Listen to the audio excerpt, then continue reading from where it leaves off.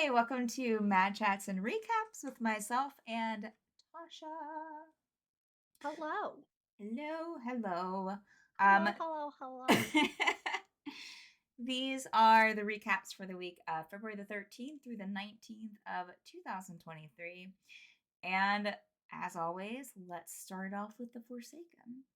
The last Forsaken, our adventurers worked their way through the library and oh, wait a minute. Yes, never mind. For a second, I thought I had the wrong one pulled up. It's fine. Our adventurers made their way through the library and its maze of rooms. With Risla's necklace, a path appears through the endless bookshelves. But not before the shelves start breaking apart and begin floating in the hollowed out space of the never ending room. As they began jumping and climbing to the next door, Tegan pulled out the magic carpet that they obtained quite some time ago. Uh, with the carpet, they move quickly on, finding another room with three mysterious doors. The first two chosen doors lead to danger. The third? The third door led them to pockets of reality disjointed from their own. Each adventurer individually faced the possibly life-altering decision on whether to continue to stand by their friends in the battles to come, or to turn on their friends in exchange for promises of safety from the library, each deciding to continue to support each other. Yay. They all found themselves in the next room together. Eventually, they found their way to a long hallway with row after row of books, and Bethel addressing them as they approach. Bethel. Bethel is the head of the library. So, Ooh, yes. Yeah. Bethel. Pretty much all I'm all signs sorry. have been pointing to a standoff. So, Interesting. yeah. Bethel. Yeah. We'll see. Do you know a Bethel, Tasha? I don't know. Okay. It just sounds like a Becky. A Becky? It's not A Bethel. Bethel? Wow. Wow. Okay. Yep. mm-hmm. Yep. Mm-hmm. Yep. Yep. I'll show you. I'll even show the mini. Show me It's Bethel. not fully painted. I still have a lot to work on, but here's the miniature for Bethel. Okay. I stand corrected. Bethel is badass because there's a skull at the end of that spell. Not a Becky. Not a Becky. She is a More like a Heather. Bethel. You know. I mean, I'm thinking like what is it, the Heathers. Yeah, that's it. Heathers. Sure. With the Mm-hmm. three Mm-hmm. Heathers. Yeah. Or Carrie? Anyways. I don't know. I don't know. I don't know. Anyways, that's that. Tasha, what happened during the last Sundered Fate? So much happened. Okay. So All much. right. Okay. So, our adventurers, all except Tuna anyway, are caught off guard in their sleep as humanoid wolves attack their inn. They fight with everything they have in the confined spaces of their inn rooms. Ooh. And though everyone except Dia suffers scrapes and bites, they emerge victorious.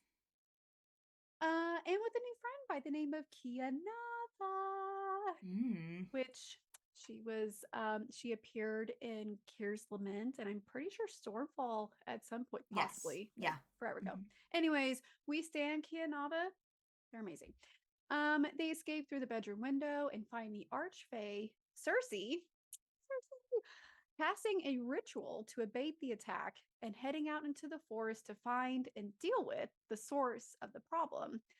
They assist the townsfolk with healing and aid, and Feyora replaces her medallion reward from the festival with a weapon of warning and has one of her spiders awakened via a fortune teller. And everyone has a fortune told whether they were looking for it or not. Mm-hmm. As the recovery efforts wind down, our friends head back to get some proper sleep. Kianava asks to travel with them for safety reasons. Mm-hmm. And rest falls over our friends as Dia has some very vivid dreams that may be more than meets the eye. Yeah, those dreams, man. Dreams were not great, I take it. Nope. I missed that part of the Nope. episode. No, it was interesting. Oh It was boy. interesting. Oh boy. The Kianava's back. Kianava. Well, that's the one with Yeah, that's the one with the picture with the different animals, right? That he shows. that's Cersei. Well, that's Cersei. Okay. I Yes, think we call like her Dommy Mommy, okay. because those animals, I guess, wronged Oh, Cersei, that's and so right. she turned them into animals, and like they do her bidding, which we love Cersei. Kianava, I'll send you a picture. Okay. Dan put it in the chat, and I was like, "This looks familiar." Yep. Isn't it? Mm-hmm, mm-hmm. Yeah, I'm pretty sure that she made an appearance on Stormfall as well. So that's I super believe so. exciting. Yep, yep, yep, yep. So, we didn't have In Extremis this past week, but on our last episode of In Extremis, Ashavar Grundy and Cassius learned that the Guardian can guide them to an island where they can access the Dream Realm. And they ask Vic if they can put into the Dream Realm via one of his rituals, to which he agrees to do later that night. Let me switch over the marker here. There we go. They then meet up with Zia and Brelith that have discovered the secrets of the fourth basement floor, a room that pertains to the world's end. McCall is the key to accessing the world's end, and it requires 4 components of ancient technology and the touch of Zia's father to activate it all. Brelith stresses over the fate of Liasana, and Zia learns the true origins of the Omega Curtains and the Omega Sea, as well as her heritage in the line of Celestials from the overgod Au. They decide to leave for now and lock everything behind them and head to the scrying room to see if they can spy on Liasana. The venture is successful, and they see her shaking hands with several Order of Spectre members atop the upper island on some hazy isle. Meanwhile, the cursed stuffed doll that Ashafar had in her bag um, is now missing. Ashafar notices. So there's just a random doll running around. It's okay. It's fine. No. Yeah, it's okay. It'll be fine. It'll work out. Nope. Nope. No. No. No. Nope. But yeah, should be interesting. We're still on the island of McCall right now in Extremis, and have a couple other places to go. They have this whole realm of dream things that will be happening, so that's super exciting. Yeah, so hopefully we'll get to play this Saturday. Um, all right. Well, that's all of the recaps that we have for you this week. We don't, as far as we know from our records, we don't have any birthdays this week. But if it's your birthday and we don't know, happy birthday! We appreciate you being here. No really, crazy new announcements. We have our merch store on the website at madbirdstreams.com. Check out our newest campaign on Tuesday night, Sundered Faete at 9 p.m. Eastern Time. And we'll have another one starting at 9 p.m. Eastern Time on Fridays here in just a couple of months. So that's super exciting as well. All right, friends. Well, myself and Tasha, we will see you next time. We'll see you in Twitch. We'll see you in Discord. And yeah, again, Yeah. we'll see you next time. All right. Bye. Bye.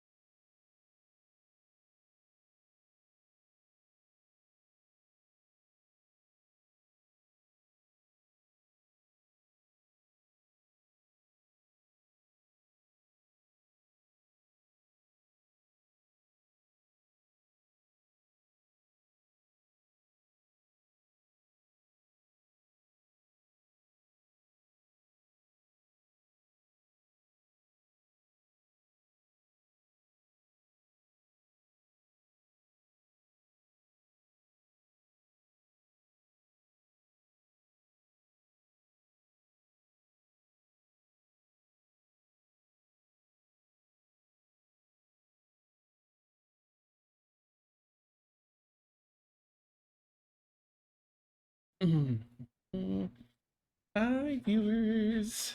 Whee! Oh, hello. We are.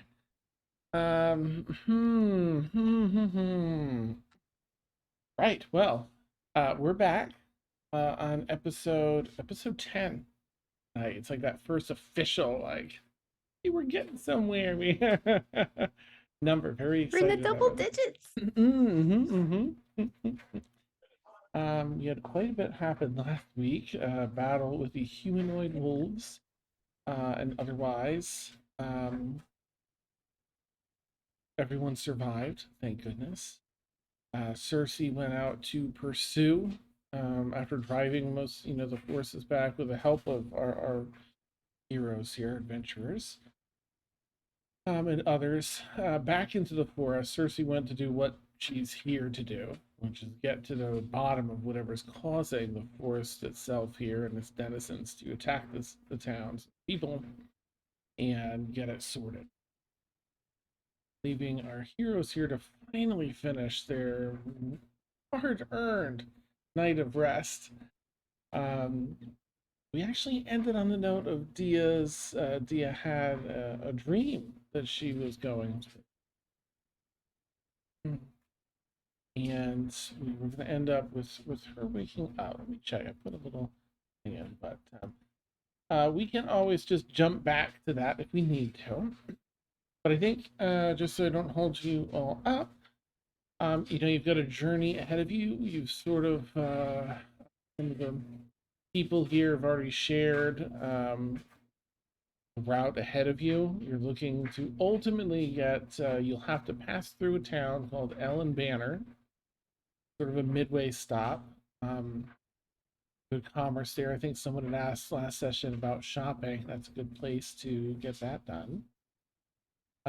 Before ultimately continuing and ending up in the grander city of Ringway Mori, in which Moonstone Keep resides. That's where you'll find Alindra, the Queen of Fairies, Queen of all Leadrin, where you can finally share the info that you were set on doing. Maybe I think in game like 5 weeks ago or so, a little over a month. So I'll let you all. We'll meet in the morning. Let's say there's a nice hearty breakfast being served by this innkeeper. That's like, oops, sorry, customers for the humanoid wolf attack. And just giving a free breakfast and comping rooms. If you paid anything, I'll go back. I think it was 5. Um, I'll go back and look, and I'll make sure y'all get there. They're gonna come. You know what? Don't worry about it. We won't charge you. You know what? They're just gonna give each of you a gold. I know that's way more than the room. So a golden night. I think you paid for a couple nights. We'll just say you each get 3 gold. They're just like, we just want, right? So please put 3 gold back in your inventory. Dinner's. Wait, did that come from the party funds or I Good don't question. remember. Hmm. I don't remember. Shit. Hold on. Well, you've each Checking my notes. pocketed 3 now, so it That's goes fine. to each person at this point. If you want Okay. to pool it into the party funds, you're certainly welcome. That's fine. 3 gold. The innkeeper has gone all out, in hiring a couple of chefs to make some really good breakfast here. So I imagine you're at almost like a picnic table, sort of a bench table with farmer's table with a bench on either side, and just having a really hearty breakfast of your choice. Freshly squeezed OJ, get some milk, everything from your oats over to your bacon and ham and back again. Nice tasty baked goods, sweets and otherwise. But I'll let you all kind of sit down. Um, Everyone is fully rested, so be sure you put a full rest in too if you haven't yet in D&D Beyond. However, I think, in fact, I think it's the 3 of you that are here right now. Man, those bites hurt though. You've healed up, your hit points are maxed up, but it's just There's still a bit of a sting. You know, you move and it stretches the skin a bit where the wound is. It's, ooh. But you've all sat down. Got a journey ahead, and I'll just let you have some time here if you don't want to chat or roleplay anything out.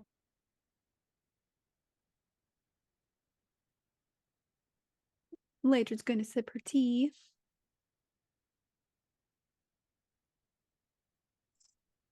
So, our new friend's coming with us, right? Kianava? Yes. I don't know where they're at. Yeah, are we, like, when we get there, should we clue them into what's going on? Should we just kind of just say we're running an errand like you said before, or basically trying to figure out what I shouldn't say, because I do have a little bit of a big mouth.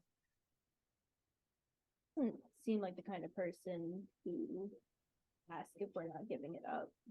You may not need to say anything. Okay. I'll just defer to you guys. In case that happens. Good with whatever. Yeah. Alright. Please, if you have anything else, go ahead. Didn't want to make it through if they didn't have anything else. But if you do, anyone have any more they want to do before Kianava shows up? No. So after maybe 10 or 15 minutes, as Kianava had mentioned, or had planned, she's going to show up this morning just to see if you all are okay. In fact, just double checking along. So, pretty hard to miss. Kianava almost literally floats down the stairs and kind of hustles through the, almost knocking into some folks. And pulls up a seat with a big tray of food.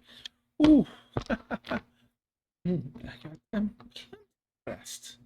Right now she's got a little bit of time. Right, I've got plenty of rest last night. Ooh, good morning, all of you. Just want to check back in and see if it's still all right if I travel with y'all. Absolutely. Yeah. Lovely, lovely. Well, I took a few extra rolls and some things I put them in my bag in case, just for the trip. And I've got this, and you know, she's just gonna eat her food basically, and she finishes. Right. Well, well, ready to go when all of you are. Hopefully, we won't find any more wolves on the way. I hope Yeah. not. At least those kind. I don't like those kind. Right? Well, I don't know who, if any of you lead, but I'm here. Let me know how I can be best of use to you, to everyone. No stranger to some proper manual labor to help out.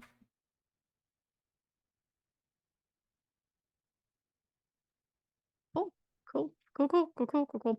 She's gonna, I don't know where she was bit, but she'll like rub the Oh. spot. I don't know where I she think got bit. you got it right across one of your. It was a thigh because you were like up on the bed, and I think it got you across the thigh. I think both Tuna and Feyora got. I think it was the top of your right shoulder, like over the shoulder clamps. Gotcha. I'll make a Oh, note. okay. So yeah, she'll just be like rubbing her Mm. thigh. Oh, I forgot I got bit. Oh gosh. Let me put that in my notes. Hold on. It's nice. I think that's I got. Did I? Tuna got bit on the shoulder by probably a werewolf is in the notes now. Awesome. I did not add it. I thought I did. I am upset at myself now. Yay. So I'm rubbing my thigh, but not Okay. seductively. In an ouch way. Not in an ouch way. Awesome. Oh. Okay. Of course, Dia has been there and will probably just be ready to get out of the town as well. All right, so you all gather all your stuff and you head to the edge of town. Interestingly, and just for a little bit of exposition, I'll say you see, as I mentioned before, just not very far away, you can see what people have been talking about as Moonstone Keep, your destination. It looks like a 45-minute walk away. So I think that as you're leaving, guards will check in. Do you know where you're going? This and that. They'll clue you in. And just let's see if I can find it real quick. Yes. One of the guards just shares. There really isn't much of a path from here to Elen Banner. But once you get there, there's a rough-hewn path to bring my memory. Watch out for everything. Plenty of delightful, beautiful things to be seen. Plenty of wonderful creatures and people, but an equal amount that are dangerous and or deadly. So be careful. Don't be misled by Moonstone Keep. That can be seen from anywhere and everywhere in Evernight. All the time. The distance is not what you're perceiving here. And as you look, you're sort of looking down. There's a small creek that kind of runs up past the town and out towards this. So there's a bit of a clearing on either side as the forest narrows down in the distance.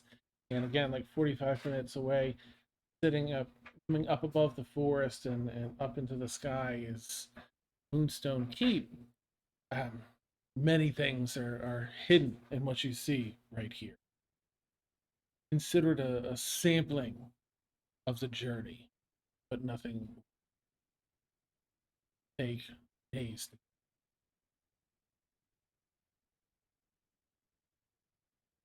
So touch with your eyes, not with your hands. Yes. She just like looks at the rest. Like you're not touching any more spiders.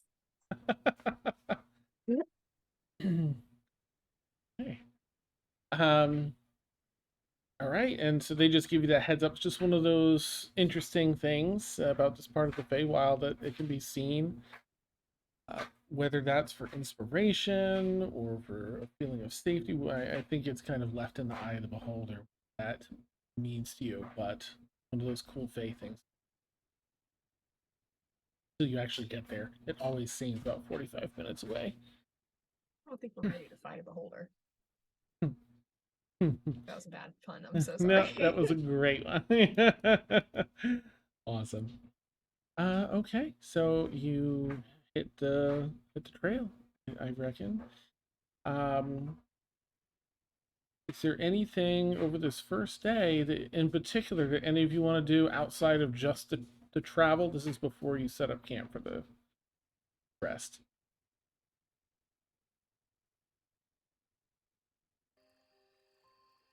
Okay. I think I'm pretty good. Right.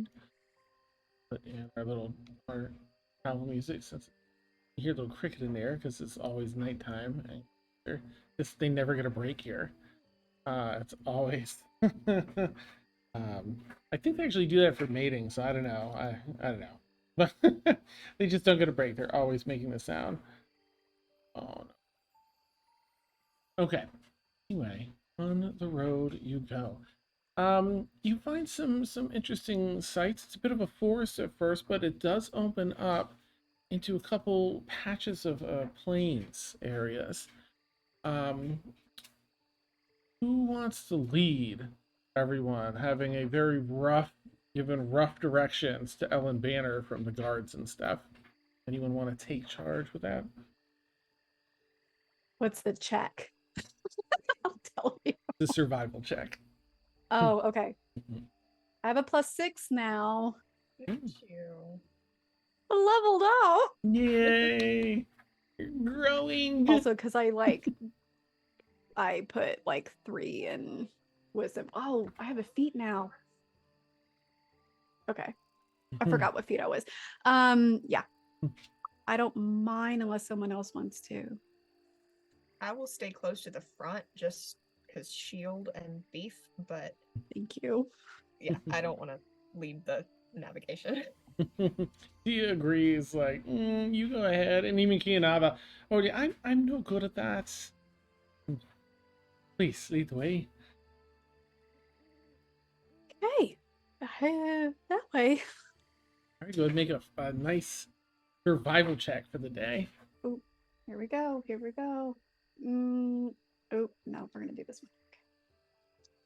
Okay. Well, son of a fuck biscuit. I rolled a nat 1 to start. So we're putting this one back in its little are you sure you wanted me to lead? Because it's not looking pretty good. Nice. What is that with the +6? 7. All right. Yeah, 7 altogether. It's tough. You take the lead and you think you know the direction, but pretty quickly you can tell, all right, these stars don't mean anything up here. There's no sun to go by, no rising or setting. The moon is just up there. Yeah, but you're doing your very best. I'm gonna switch our battle so I can share some images as we kind of go along here. Okay, let's see. Let's take a quick look here at some images. Viewing, I'll put up first. Right, Kianava, because I don't think our viewers have seen Kianava yet. Here's the wonderful Kianava. This is her formal getup here, not. She is very much in. She not wearing her bunny slippers currently, but it's just another set of like slippers, like slip-on shoes that are backless. And she's in like, I mean, they're pretty much pajamas. She's just very comfortable. They seem to do a decent job for navigating the woods. They're not so fluffy or cottony that they get torn and ripped on things, but she is very comfortable. Yep, and you'll all carry through. You come across an area of plains that opens, and can I have each of you make a dexterity saving throw as you're walking across the plains section? And I'll go around and ask each person. Feyora, what'd you get? A 26. Damn. Okay. Nice. Tuna, how about you? Well, Okay. And Leadrin? 18. Nice. Yeah. A booming explosion sounds really close, maybe 30 feet away, and the three of you leap away, and exploding from the ground. None of you are affected by this. It was just so alarming that I had everyone do a dex save. An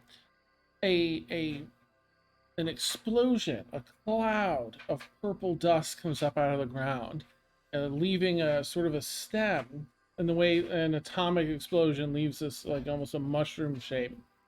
This stem of the explosion turns shades of brown, and the upper part vibrant purple, as they begin to solidify from this almost a gaseous form, creating a new 35-40 foot tall bloom of flowers. You see several of these around the plains, but apparently they explode into existence. More of the Fey goodness. You figure you might want to keep an eye out. You wouldn't want to be walking over it when it does that, but it's relatively harmless outside of that, it seems. You see another one go off in the distance. There seems to be a chain of them as this first one went off. And it's really cool to watch, kind of like a firework jettisoning up with a trail of smoke, becoming these beautiful plants. Yeah, over the next, there's about an hour of planes. Here's a couple others. Hey, this one's, I'll put these in Discord too. I'm so sorry, I keep forgetting. I don't say that heavy. There's a couple other varieties of this as well. Sheet of exploding flowers. Let's see if it'll let me send them all at once. Oh, good. Good on you, Discord. Okay. Just some interesting Fae things. This next one kind of trails out like those wiry fireworks.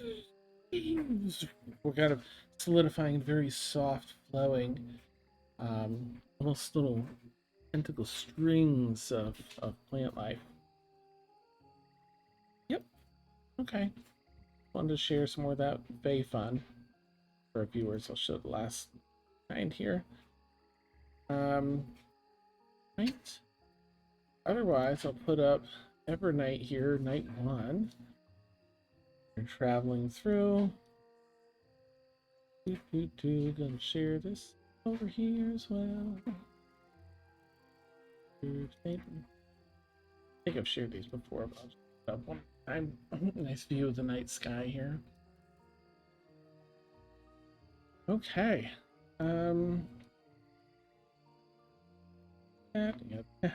Cool.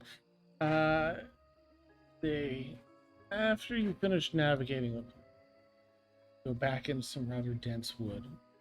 What constitutes most of this area of this small mini plane of the Feywild here.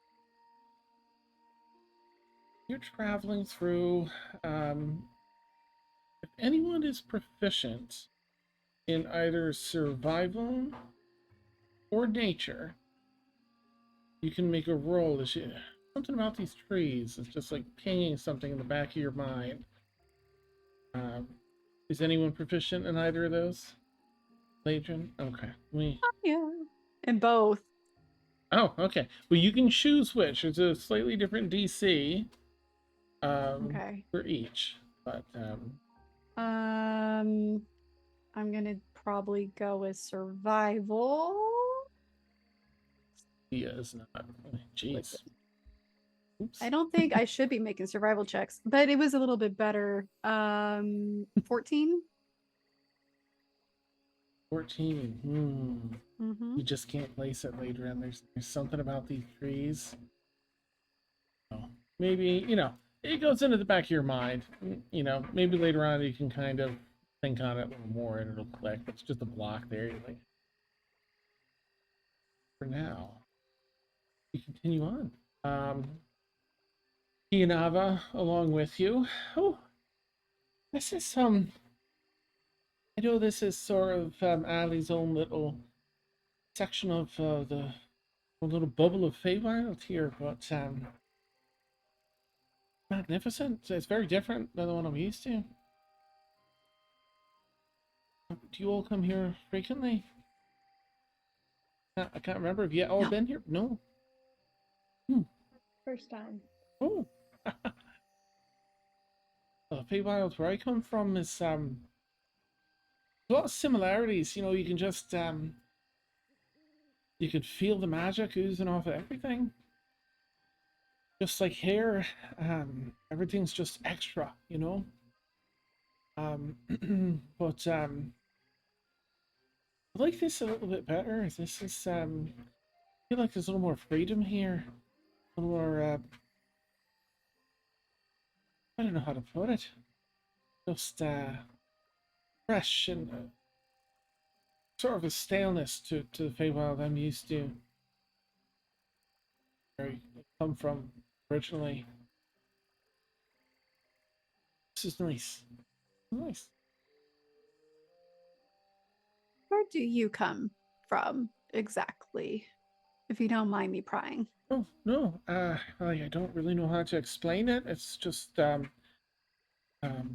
was in a different place, different Feywild, different Prime.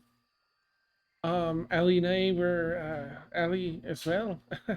You're both in the Prime when the Sundered, or I think they call it, took place, and then we're here with this Prime, brand new Prime, whole new Feywild. I don't know. This is fresh and new. So much room, so potential. That's it. A lot of potential for everything here. Much nicer. It's definitely interesting. It's lovely. Still just as But dangerous, interesting. right? It's a beautiful mix. There's places. So of course, this is just a little bubble of the Feywild here. I've been in the whole Feywild here as well. And there's places I'd like to just lay down and never get up. So just there's a warmth to them and a beauty, and it just makes everything feel all right. You don't get that many places. I love it. I mean, as long as you're happy. Hmm. Yeah. Hmm. I'm just not used to. I'm used to my stars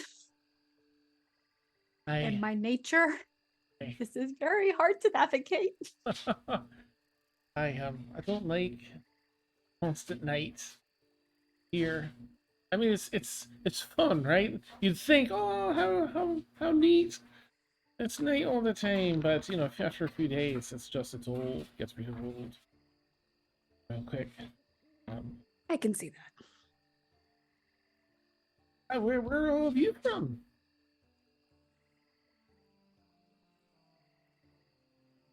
A little bit of everywhere. I'll look at Legion first. Okay. Oh, okay. Look over to Feyora. How about you? Here and there. And then just kind of like reluctantly look at Tuna to see if he... And you? South Belmont. Oh, oh, kind of just looks back at the other two. Thank you. I've been through there. It's an interesting port city. Yeah, that's a word for it. Right? It's of course, so in fairness, I came from Avalon and then passed through South Belmont and then North Belmont, which is a whole different creature. Yeah, it's so strange. I like the way things are. It's sort of. I tend to romanticize those sorts of play. Like, oh, there's sort of families that run, the different groups, and a lot of I hate to call it the underbelly, but there's this. Well, of course, probably much better than I do going on there. But it's just it's a busy, beautiful city. Just a lot going on day and night. Yeah, Are you from Avalon? Me? No. When I got here at the Sundered from that other crime, and geez, there was nothing. There was bloody nothing. I did a fair bit of well, Ellie and I arrived together, and we did a fair bit of traveling. And rather quickly found our way to this prime, to this Feywild. Um, and then that was before Ali made this and all. But people go their different ways. So, but I've been through most of at least that continent with Avalon. I've been through most of. I haven't really saw anything else. I arrived here on this one, so it sort of feels like home. Have you passed through Sunhaven? Oh, Sunhaven, absolutely. It was, you know, all the Fae folk that built it and such. It's interesting. I don't know. I've been through there though. I've heard lots of things about it recently, so I was just curious. Oh, hey. Well, it's hi. I'm not sure I'm getting my cities right here too. I'm so sorry. One moment. I want to mislead you on this information. Dun, dun. Do I have the right town? I do. Wait, Sunhaven. It's, if you haven't been there, I mean, well, if you're going there from here, I think you'll be all right. You know, it's a lot of people from the Feywild thought, let's get into the Prime, from this Feywild into this Prime. Where I come from, that wasn't really, not many people like to go back and forth. But here, Fey folk are, let's go, and they came and they made that whole city.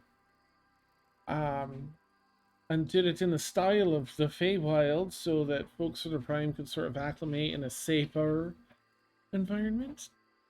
But you know how sometimes you get food from like in Avalon, you're like, oh, that's really good. This is Avalon chicken, sort of whatever. But then you make your way over to like Oberman's Mill, and they're like, oh, authentic Avalon food, but it's not. It's It's not. never the same. No, no. So that's Sunhaven. It's sort of the yeah, the Feywild experience. Diet Feywild, yeah. Oh, perfect. That's exactly it. It's on. Yeah, I get it. But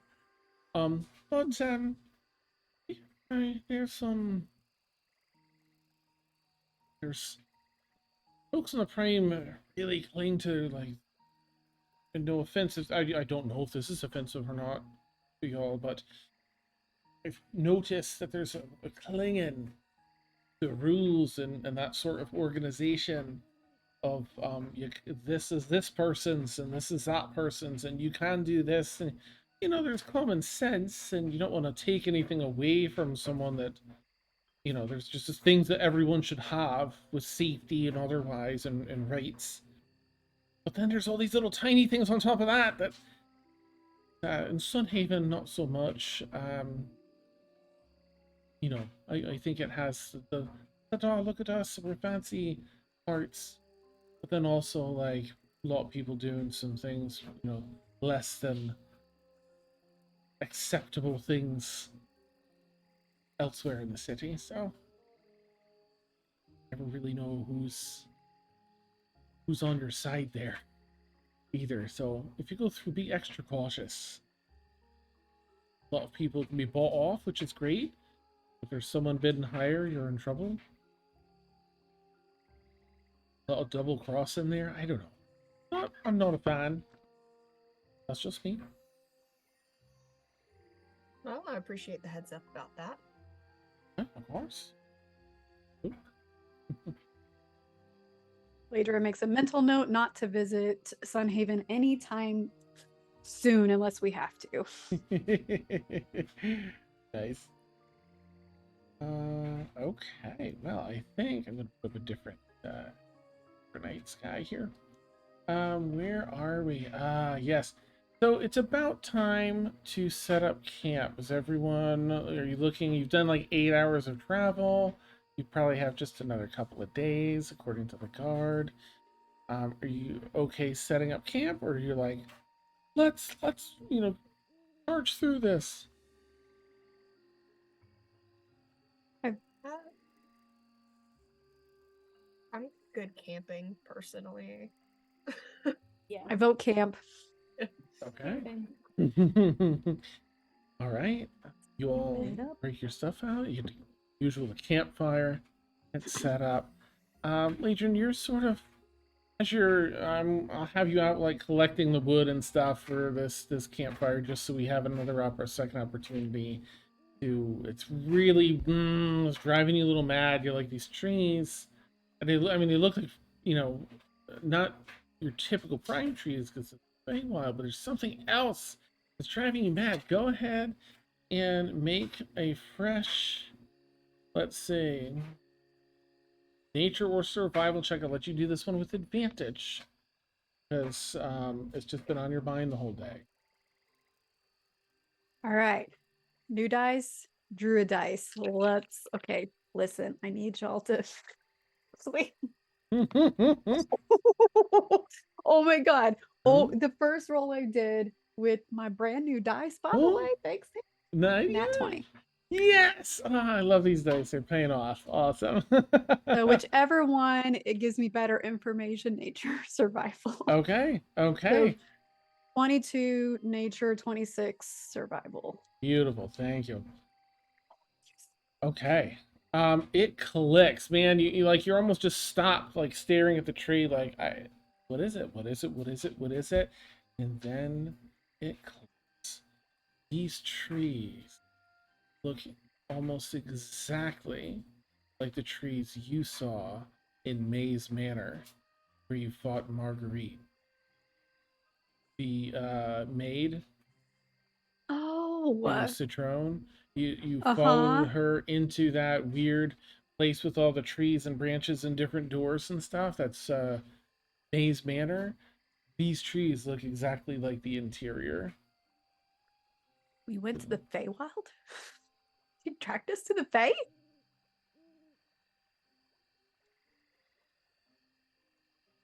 Sure, Huh. they look the same. Like the house was constructed out of these kinds of trees. Huh. Okay. Well, as I'm finishing collecting wood, because that's not that hard to do. You know, versus trying to find their way to the keep. Anyway, so she's gonna go back to the group and just like plops it down, like plops the wood down, and she's like, you know,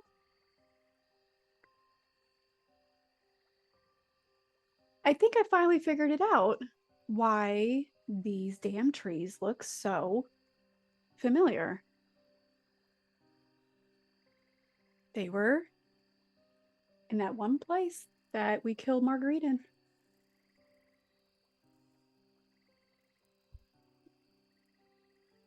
Like now that I said it, do you see it too?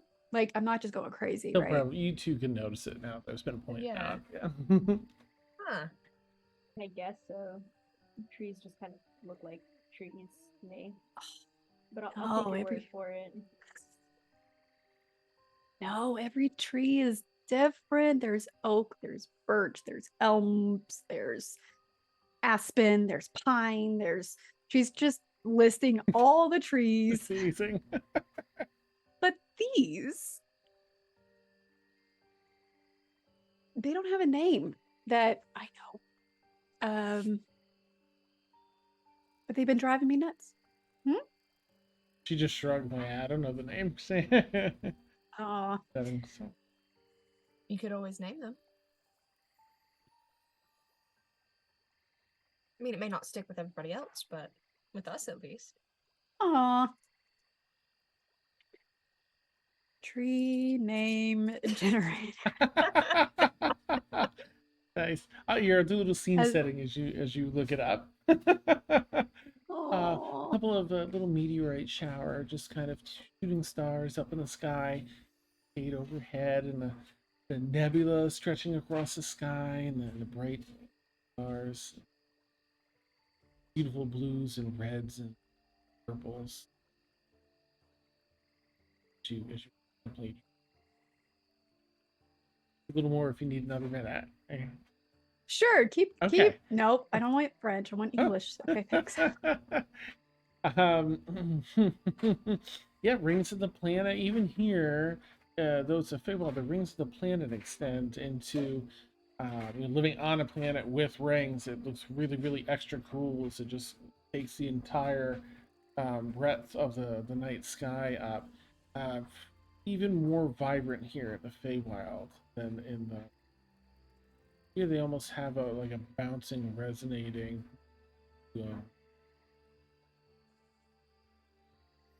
And rest of the trees to be named as though they're beckoning. Aw. I'm going to commune with nature, but not really because I don't have that spell yet. She'll just take a moment and do what I'm sure every druid does. Just like go around and like stare at the tree, pet the tree, and steps back and says, nope, I like just because we're in the Feywild and I can't figure out what I'm doing. The Ismava tree. Done. Because that's not a typical name that you would find in the Prime, so that is what you are. And I'm sorry you had to be connected to an awful, awful person, but we got rid. And it's like I'm just talking to this tree. Got rid of that awful person. They will never hurt you again or transform you into weird looking houses with bugs and skin, animals trailing off. Anyways, you're safe here. I'm sure. I'm sure. I love it. That's beautiful. I forgot y'all were here. Okay. That's what they are. They're the Ismava trees. Yeah. Love it. That that doesn't mean anything bad, does it, in this area? She looks at Kianava. I mean, we can make it something bad if you want, just to get the word out. Like, you know, we can use it like a curse word. Man, just kidding. It's just a tree. I'm good. I'm good. Right. We'll just okay. All right. So yeah. Should we keep watch for the night? I don't mind picking up the first if you want. That would be great. Great. I'll take the second one. Unless you want to, Leadrin. Doesn't matter to me. He was like, We can. Yeah. Dia naps. It's fine. It's fine. I don't mind if you need to sleep. All right.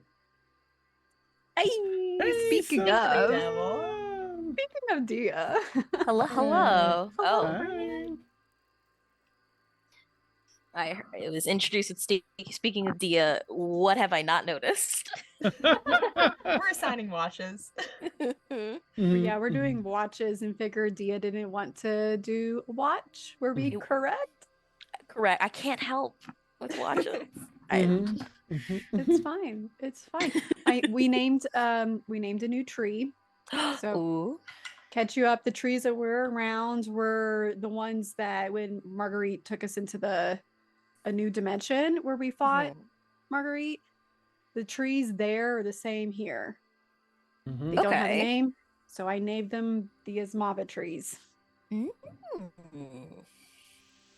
Fancy. Okay. And now you're all caught up. Yeah, I think Thank otherwise you. it's just been travel. Kianava talked about being from a different prime and coming here with the Sundering along with Allie. They were out of their Feywild and in their prime when the Sundering happened. Yeah. And now it's nappy time. So, Feyora? Sorry, I just wanted to throw in that Pharaoh would have gotten more bugs sometime during like the tree communing. She would have stepped off and gotten more bugs to feed her spiders and would have done a little practicing with trying to train the other ones using the golden. They're not quite animals, but go ahead and make an animal handling check. You would. I'll just lump them in. I guess technically in the game they're considered beasts, so. They're not plants, they're animals. Yeah. It was a 10. It was a shit roll. Okay, that's all right. I mean, you've got a little assistance there from the vacant fighter. Seems to help where some of the shortcomings in understanding exactly how to try and get them to do anything. You know that your enlightened spider, your awakened spider rather, seems to act as a go-between. Of course, you're trying to get to that point where you can do it on your own. But they do seem like there's potential for trainability. Certainly with the awakened one, but even the others. Anyone have anything else they'd like to do in like the 2 or 3 hours between like setting up camp and eating and going to bed?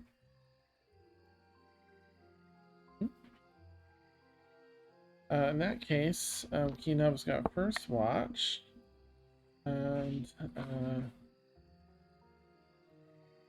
okay. Alright. Kinev's keeping an eye out. Okay, good, yeah. Thankfully uneventful in Kianaba's watch. Gets through the whole 4 hours before looking at everyone, trying to remember who took the second one, and then sees kind of knocks on the outside of your tent, if you're in your tent at that point. Okay. Sorry. I think you're up next for watch, I hope. Okay. Yeah, I'll take over. Oh, right. Best of luck. Did it go alright? Hey, there's nothing. It's rather uneventful. Which means, you know, I hope you'll just have to keep an extra careful eye out. Having a whole night uneventful is, at least what I'm accustomed to. Not usual. So, thank you. Have a good night. Sleep. Go ahead and make a perception check, Feyora. 17. Okay.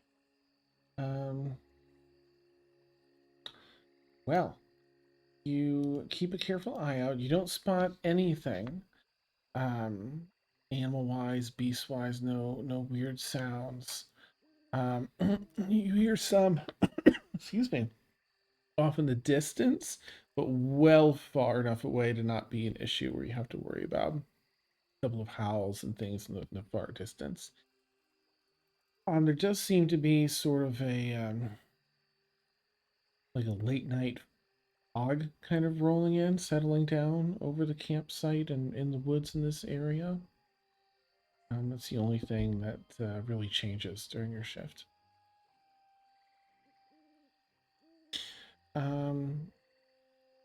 Go ahead and I'll leave it to you to wake up or to get the next person. Okay. She just walks down to Tuna's tent and kind of like pokes her head in. Tuna's snoring a little bit. Like, oh, yep, hi. Rise and shine. Yep, all right.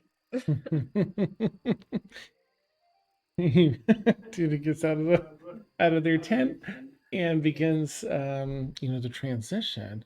But Tuna, as you step out of the tent, you see something. Let's see. May I ask you to make a wisdom saving throw, please, Tuna and Feyora? Okay.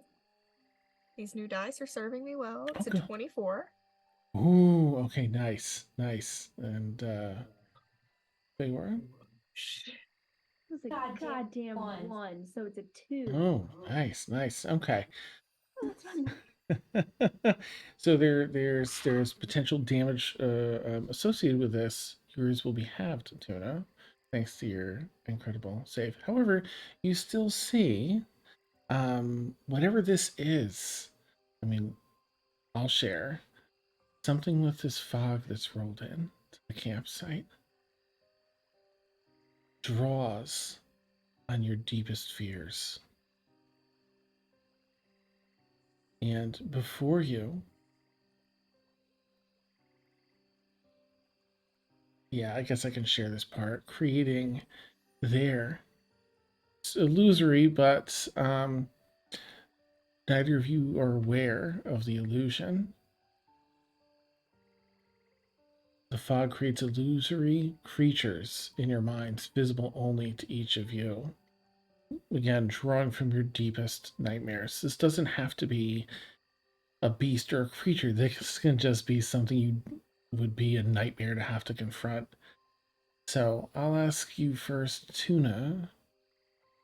What's drawn forth from the deepest fear of your mind? What do you see? It is their new companions, beaten and bloodied. That is beautiful. Okay. Feyora had just walked past you, and you see them down there, and you believe it. You believe it. Not enough to become frightened, and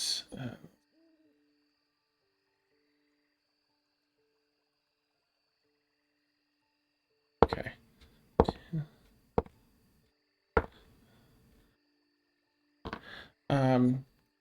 You take 9 points of psychic damage. Tuna, that's the halved amount. Okay. And it's terrifying. And I'll get right back to Tuna to have an opportunity to kind of parse out that this isn't real with the other Feyora behind them. But meanwhile, Feyora, what's drawn from the deepest fears of your mind? What do you see?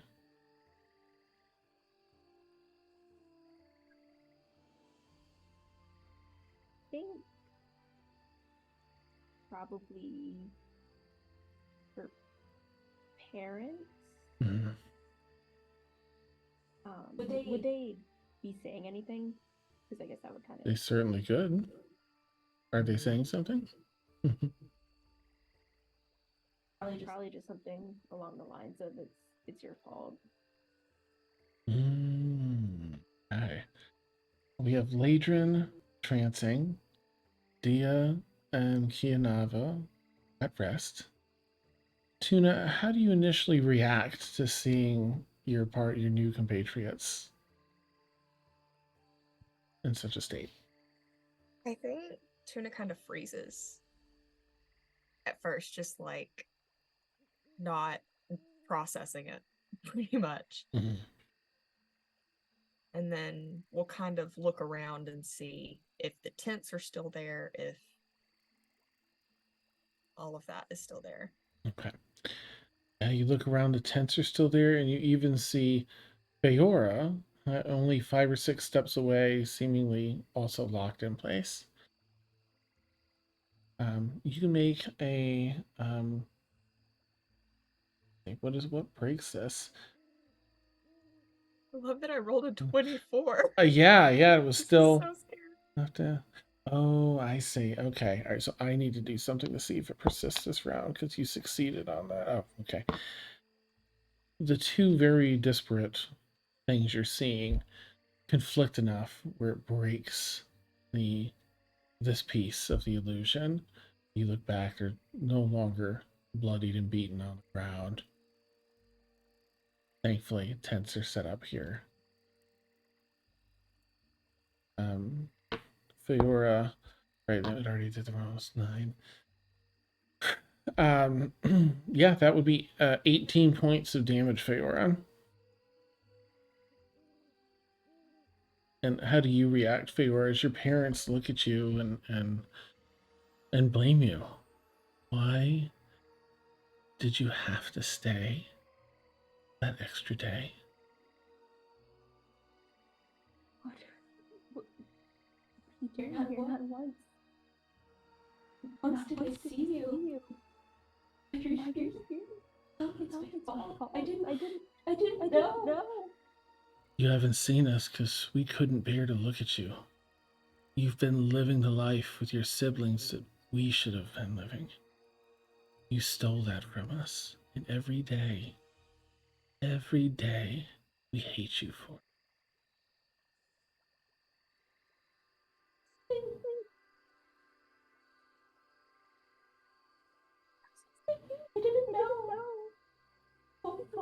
And I thought it was. I just.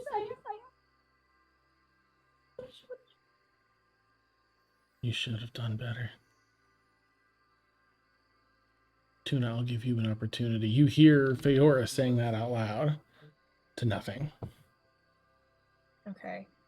I'm gonna kind of go over to Feyora and just very slowly, like, put my hand on her arm, not kind of like, a few fingers first to let her know there's something about to touch your arm. It's not just like grabbing her. And I'm just gonna go, hey, you're all right. It's not real. I'm right here. And I want to, if this has gotten a lot of use, I want to cast Calm Emotions again. Beautiful, beautiful.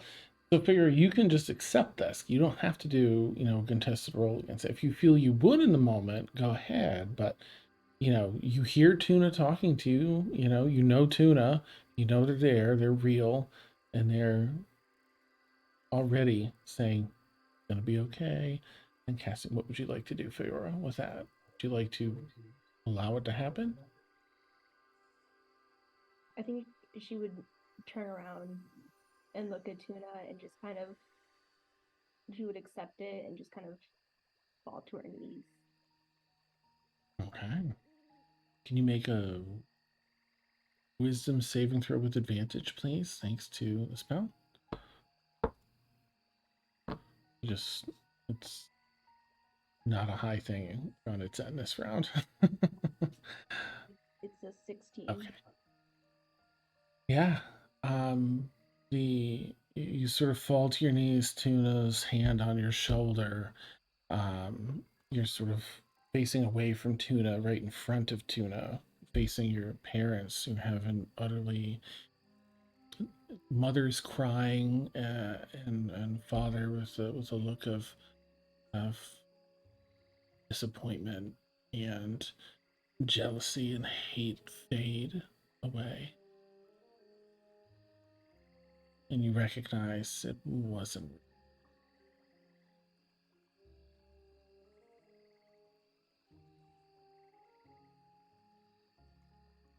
You and Tuna alone away.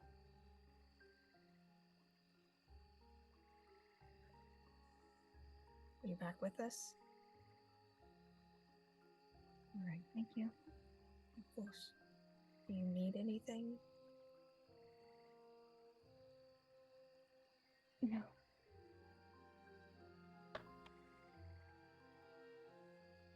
No. And I'll just kind of like take my hand slowly off your shoulder and then kind of put my arm out.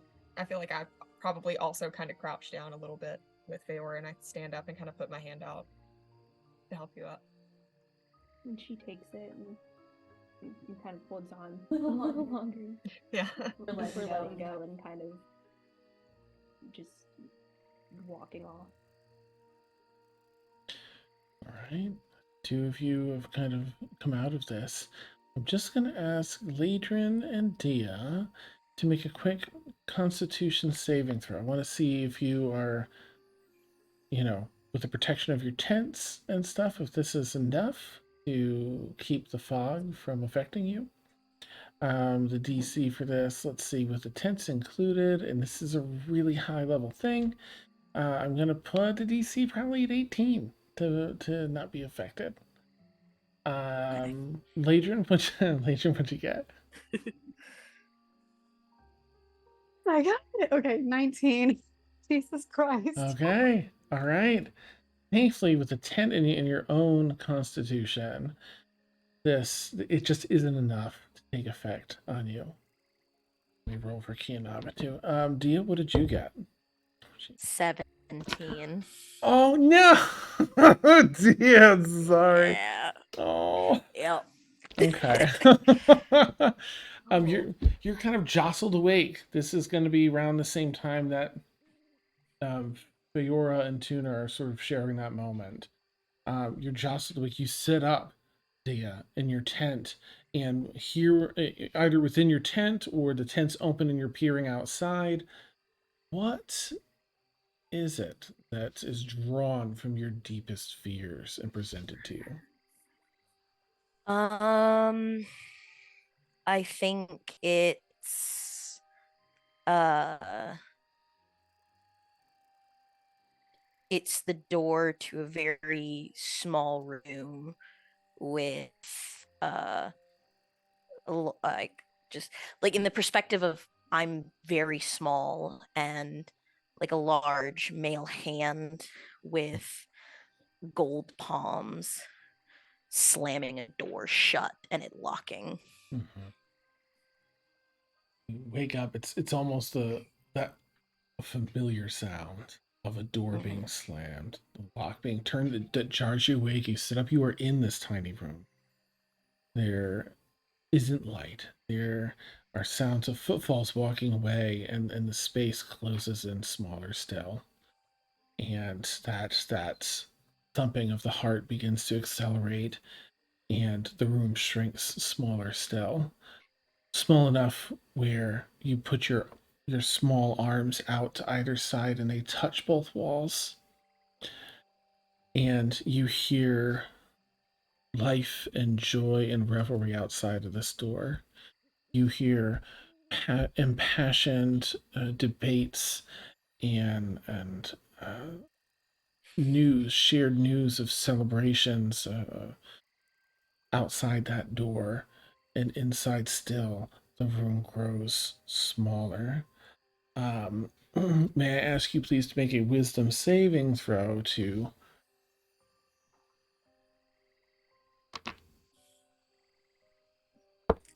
A hot 3. oh my, all right. Oh no. Oh no. Okay, I'm so sorry. So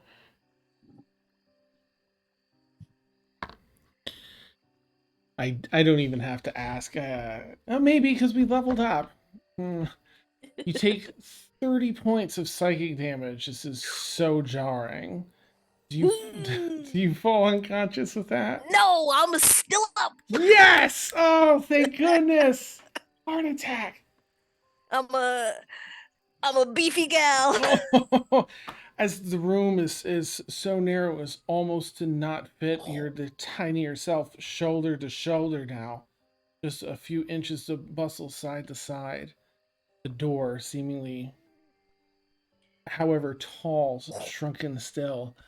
How do you react to this situation in this moment? I think immediately I cast Thunderwave just to try and get space around me at any kind of just get anything off of me. Beautiful. At what level do you want to cast this? Uh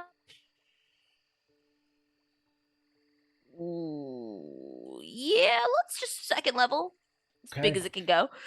Oh, when you blast this out, Tuna and Feyora, you just kind of finished this moment, I and figured that was going.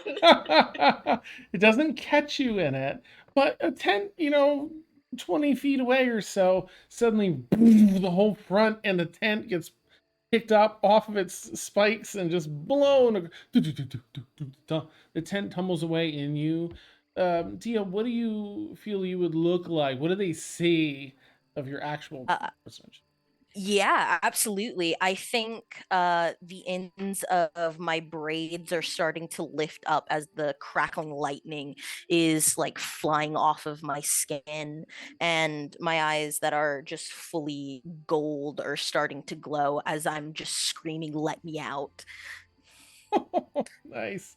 Okay, that'll wake up Leadrin, and Kianava. They got a 20 roll, thankfully, to avoid this. So Leadrin, you're awake. The two of you see this. Feyora and Tuna, you're right there. Is there anything you want to do before it goes back to Dia's next save? Seeing this. Kun is like gonna run towards Dia to see if she can shake her awake, and just kind of assuming Tuna's got Following you. something. Yeah. So to check, Feyora, you're gonna shake Dia, try and wake her up.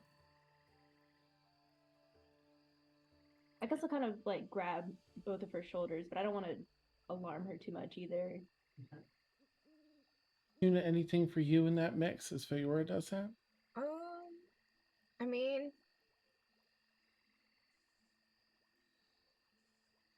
I feel okay. So, calm emotions is a 20-foot radius. And it's concentration for a minute. Would it still be up, and could it possibly affect Dia, or would I need to cast it again? Is it centered on Feyora or on a spot? It says centered on a point you choose within range, and I think I would have directly cast it on Feyora at the time. So. Probably maybe like 10, 15 feet out of range, fortunately. Her thing was like 25 feet away from where... Got you.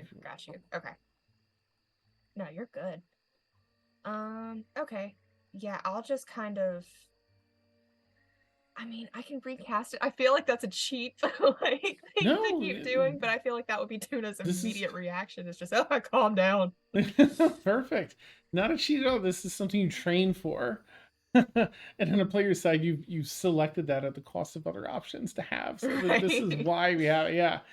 Okay, so Dia, initially, while this room is closing in, you cast a spell to blow the space out, and then instead those hands are back and they're grabbing you on the shoulders to push you back in to place. But due to the gentleness in which Feyora is attempting to do this, you start to recognize again a disparity between what you were expecting this to be, a rather aggressive grab and put back into this area, this room, but it's a little softer. And you also feel...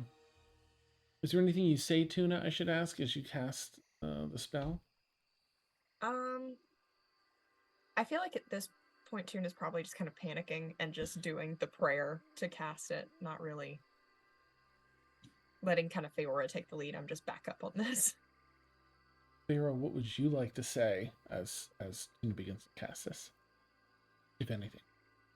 Kind of hold her shoulders and like it's not real. It's not real. Please wake up. Right. Dia, go ahead and make a wisdom saving throw with advantage. Okay.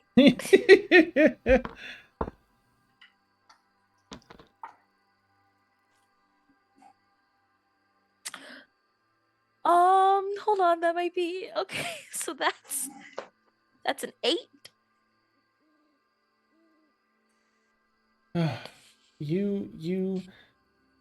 There is one singular presence in this moment in your mind, in this illusion. And you could have sworn for a moment you heard her footfalls. Just this little bit of respite in all of this. This port in the storm, familiar set of footfalls, light, and walking down to save you, pull you out of here. And you wait. You're in this space. The door's still there, and you hear the door begin to jostle. But then, instead of a release of a latch and the door opening, you hear another lock. Deadbolt drop down. And I'm so sorry, but I have to do another roll. Nope. 13. 3. That was stupid. Sorry, those were all like exceptional rolls. Of course. I'm not... Why am I using the new dice? What am I doing? I'm so sorry. Because they're so pretty. Alright, that is 33 points of psychic damage. That definitely knocks me out, but my new hit point maximum is 34, so it's not a full one shot. Oh, thank goodness. Thank you, Constitution additional bloodline. Good God. Holy shit. Okay. So this was kind of balanced. Like, yeah, rolls are mid-rolls, and it's a dangerous thing that comes through, but was not ready for that. Was not ready for that roll. That was scary. Holy shit. Okay. Dia. Limp. Out of your shoulder, out of your grasp, Feyora, and Tuna, as you're casting it, Just unconscious. Has one of those, you know, in scary movies when they try and have someone die, they got a really contorted, scary face on. Like it has like muscles in that kind of pose where it's like a contorted face a bit as she was unconscious. I'm immediately dropping calm emotions because I have to concentrate on that, which I technically could, but either way, Tuna stops their prayer and just rushes and immediately just cure wounds, and I'm gonna second level it and use my last second level spell. I've used all 3 in this one encounter. Nice. Okay. Oh my goodness. All right. Yeah. Go ahead and roll. And we'll see how much do you get. Oh, great. That's 8 hit points. Okay. All right. But so, can I spare the dying first? Sure. What Sorry, would that? I should have said that beforehand. You don't have to worry about that.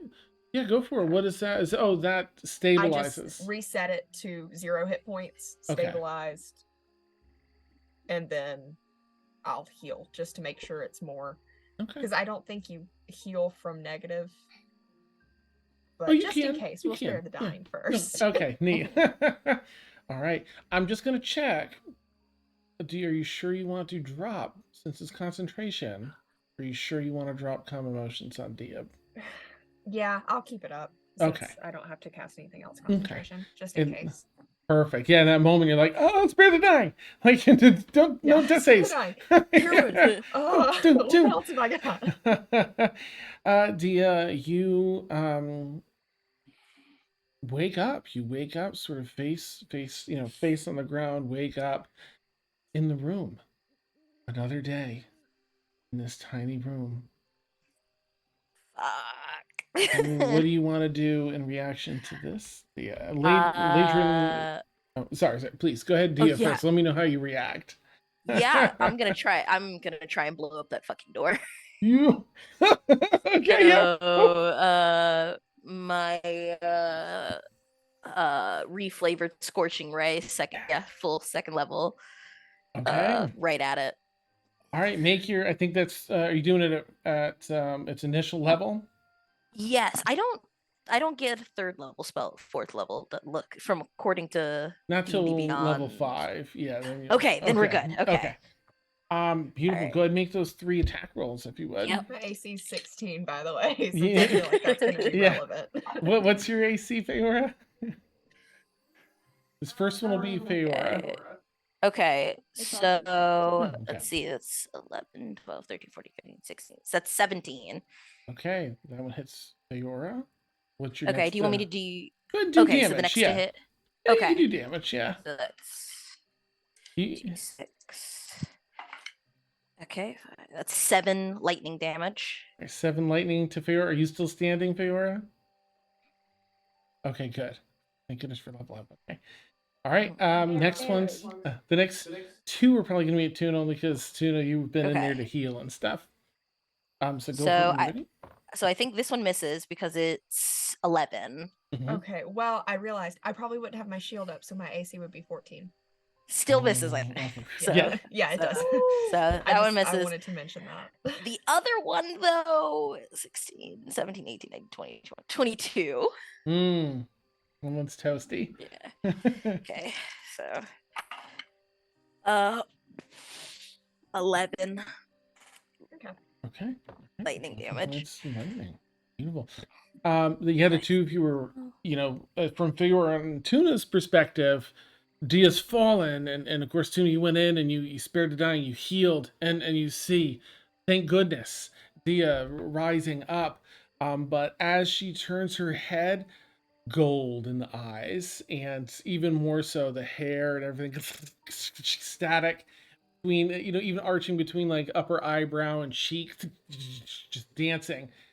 She holds her hands out and lets out another more magic and another to get out of this room. And you're struck straight in the chest with that first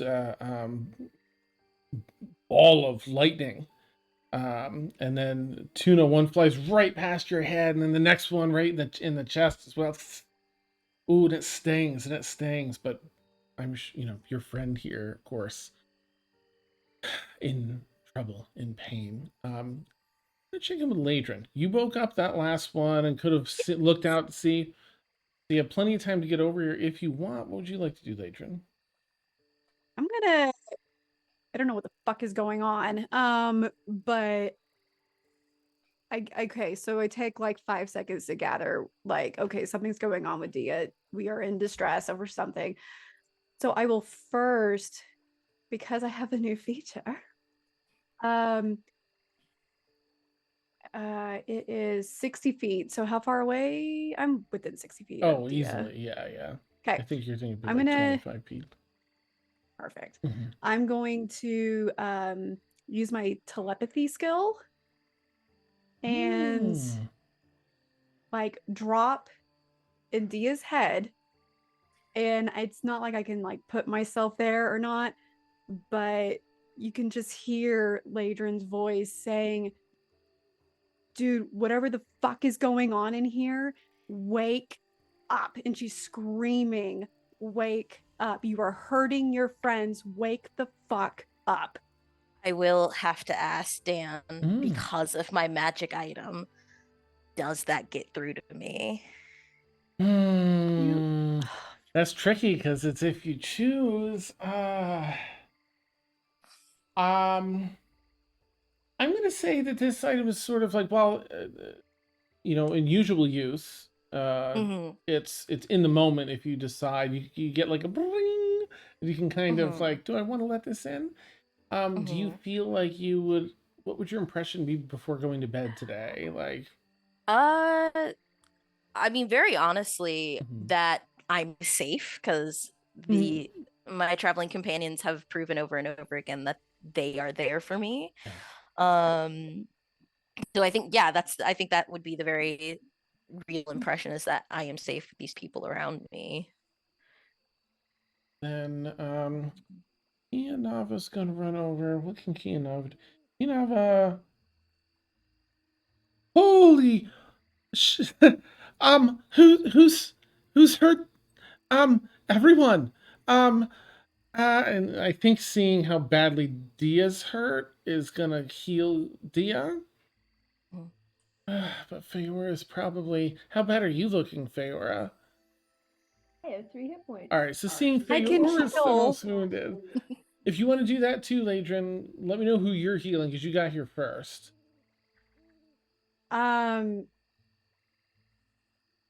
Since is this technically morning? Is this a new day where I haven't prepared my spells yet? Yeah. We've not reached the next day, sorry.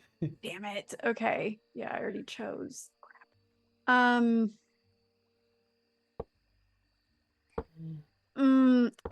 I don't know. She wants to do both. Can she do both? I don't think she can. No, because she doesn't have healing spirit activated.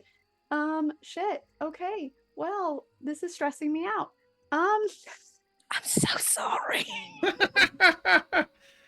Yeah, Dia, geez, not just kidding. I will say I still have 4 first level spell slots left, and I'm at Dia, so.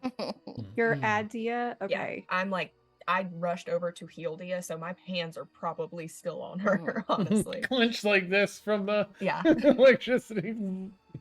I guess she would, she's gonna hop on her. Okay, I know it's 25 feet, but to save time, she's hopping on her broom and kicking off so she can get there faster. And I guess make the distinction that, okay, Tuna's got Dia just by proximity. So she's gonna go over to Feyora and you have 3 hit points? Okay. I'll do a 2nd level cure wounds because that's 2d8 instead of 1d8. Is this my d8?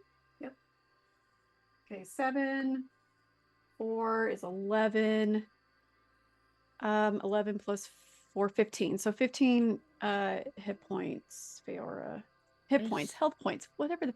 I'm stressed. Either one, yeah. It's actually the same for Dia. Kianava comes over and puts hands very just gently on your shoulder and gives you 15 hit points worth of healing, Dia.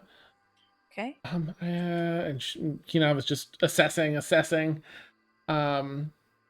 Dia, Well, can I do something real quick before Yeah, because I'm absolutely. like if Feyora will let me, can I try to like get her on the broom so I can like just at least go to the other side of Dia Sure. and try to Mm-hmm. if Feyora allows me to. She kind of like coughs out a thank you after the healing. Little smoke. Yeah. And she takes her arm or hand or whatever and gets on with her. Okay. Okay. Just in case. Beautiful. All right, back in that tiny room. Once again, in this tiny room, you hear it's smaller still. Your shoulders can't even be width-wise. They're pressed. You're curving yourself in. And the door feels like it's 80 feet away now. The space still feels so confined, but the door feels so far away. So much of everything on the other side of that door. But you can hear, once again, a familiar set of footsteps. The only respite that you would get. And that familiar voice calls to you. She says, "That's enough of this. Let's get you out of there." Can you make a wisdom saving throw with advantage again? Yep. DC's lower. Because actually it's not even a DC. Let's roll. 9. And the door opens. Yeah. And the light shines in, and it's blinding for a moment as you reopen your eyes. It's the moon's light, and around you, Tuna, desperately casting healing magic into you, and Kianava as well. Leadrin and Feyora, you're off sort of to your side, and a fog rolling over the camp. What would you like to do, Dia, in your awake state? You know it was not real. Yeah. I think there's relief. If calm emotions is still up, there is an understanding of what I did, but the fear and wanting to freak out doesn't come up. Because there's just that layer of calm on top of it. And seeing around me what actually happened, kind of processing. Is everyone okay? We're fine. Are you okay?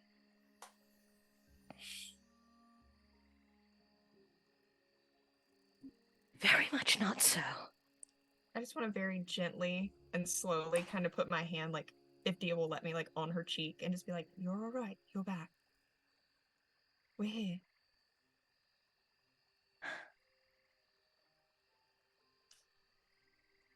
I'll just kind of hug her if she's okay with. Yeah. And then I very quickly remember, fuck, guilt. Where's I can't freak out. I'm under calm emotions. Where's guilt? Cause magic. Feels nearby, but like a good 10 Okay. feet away, kind of around a little Good. boulder, like, Yeah. what's happening? Yeah, and I'll just, if I can see his little gold, their little gold body. They scooch over to you. They climb up. Yeah. I'll just, I'll stay in that embrace as long as it's allowed. And I'm so sorry.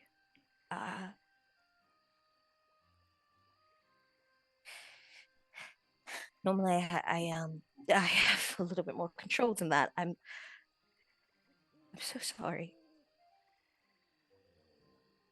It wasn't us, I should say. it wasn't. Leadrin doesn't know what the fuck happened. She just saw that everyone's in distress and hurting people. The fog, I think it made us see things. Peanut will stand up at that. All right, well let's get rid of it. Walks around 15 feet or so and begins to whirl the wind around her and around all of you. You feel breeze pick up. She spirals the air when the mist gets caught up in it and makes almost a little typhoon above her, like a little wind tornado. Sends the fog up and out and off into different directions, clearing the area of the fog.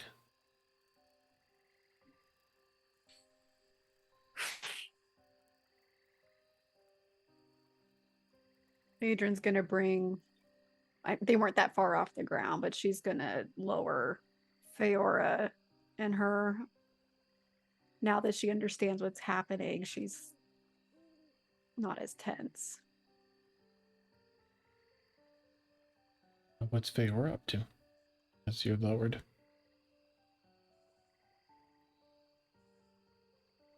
I don't even know, man. I mean, I'm not getting off the broom. I'm just getting it low enough in case you want her to get off, but she's not ready to get off the broom just yet. Feyora's probably would she be in front or behind on the broom? Maybe I don't know. Probably behind. She's probably just sitting there with like her head on Ladrin's shoulder. Okay.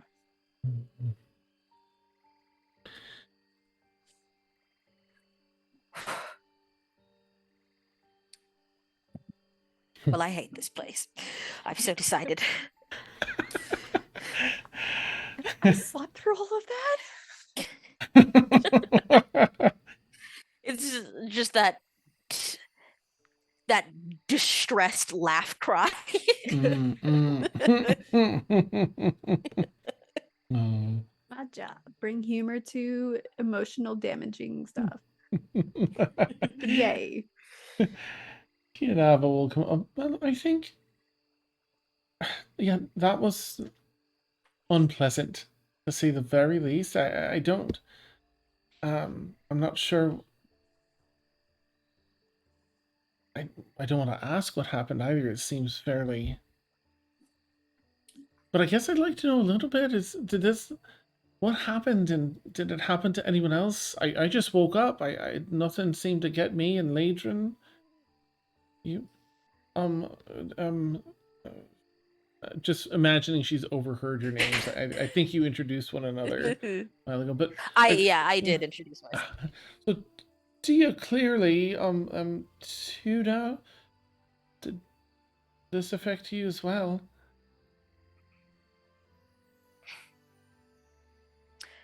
I, Yeah. Feyora? I just want to make sure it doesn't happen again. Might I ask what happened? Like, what did it do?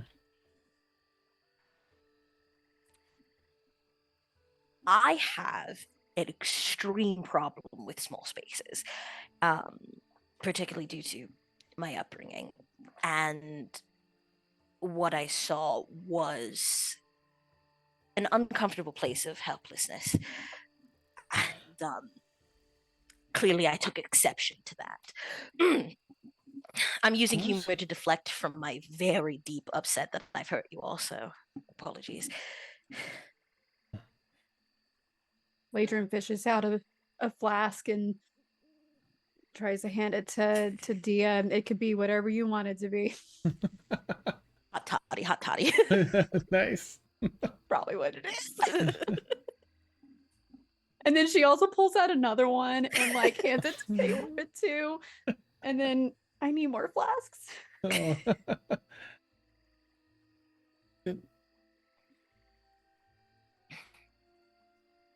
She looks at like Feyora and Tuna.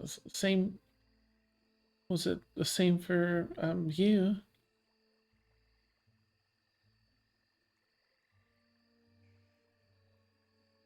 specialized experience. I see. You as well then, Tuna? Something Yeah. Pretty much. sounds like it fed on your fears, or just bad memories? Fears, not memories. Yes, fears. Right. So avoid fog here. Check. You have to avoid the weather now. Right. What happens when it rains? Well, I'd like to stay up, and I don't need as much sleep as most others, so I'm happy to take the last watch myself, or with you, Tuna, as I can sort of help with the wind. That's one of my specialties. At least keep the fog at bay, so we don't have to. I can honestly say I don't know what that was, but I have experienced something like that before. In my Feywild, there are areas that had, we just called them psychic winds that blew through. There's clearly something different, but it would really pull, like, dig way into your brain and pull some nasty stuff out and make it so real that it could hurt you.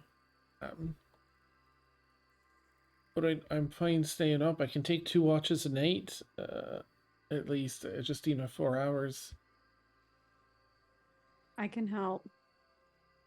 I slept enough. I'm wide awake. Right. See if I can't rest a bit, if that's all right with everyone. And I'll kind of look at Dia for a second and say, the psychic part of it kind of gave me a bit of a migraine. That's it. I am deeply in pain. No, it was. So, the emotion. Yes, the emotional part will probably last at least a couple of weeks, but physically, ow. Fair. Dia, I tried something, and I don't know if it worked, because chaos. Did you hear me? I don't know what voice I'm doing. Did you hear me by chance? Oh, this is so. And I'll just like lift up my left hand, and on my middle finger, suddenly appearing is a ring with like okay, on a gold band with an amethyst gem. Ooh. Probably not. I think in the future I will, but this is this protects me from unwanted mental communication. Gotcha. Okay, and I don't have to apologize for what I said. Okay, that's fine. I'm sure I'd forgive you either way. It was just in the moment. We're good. No, I understand, given what happened. Didn't mean anything except to get you out of whatever it was that you were in. Okay. I can make some more hot toddies for in the morning. Think y'all need to get some sleep. Yeah, like somewhere when she's not talking, Feyora just kind of leans in and is like, I'm gonna go sleep this off, and just kind of slinks back off to her tent.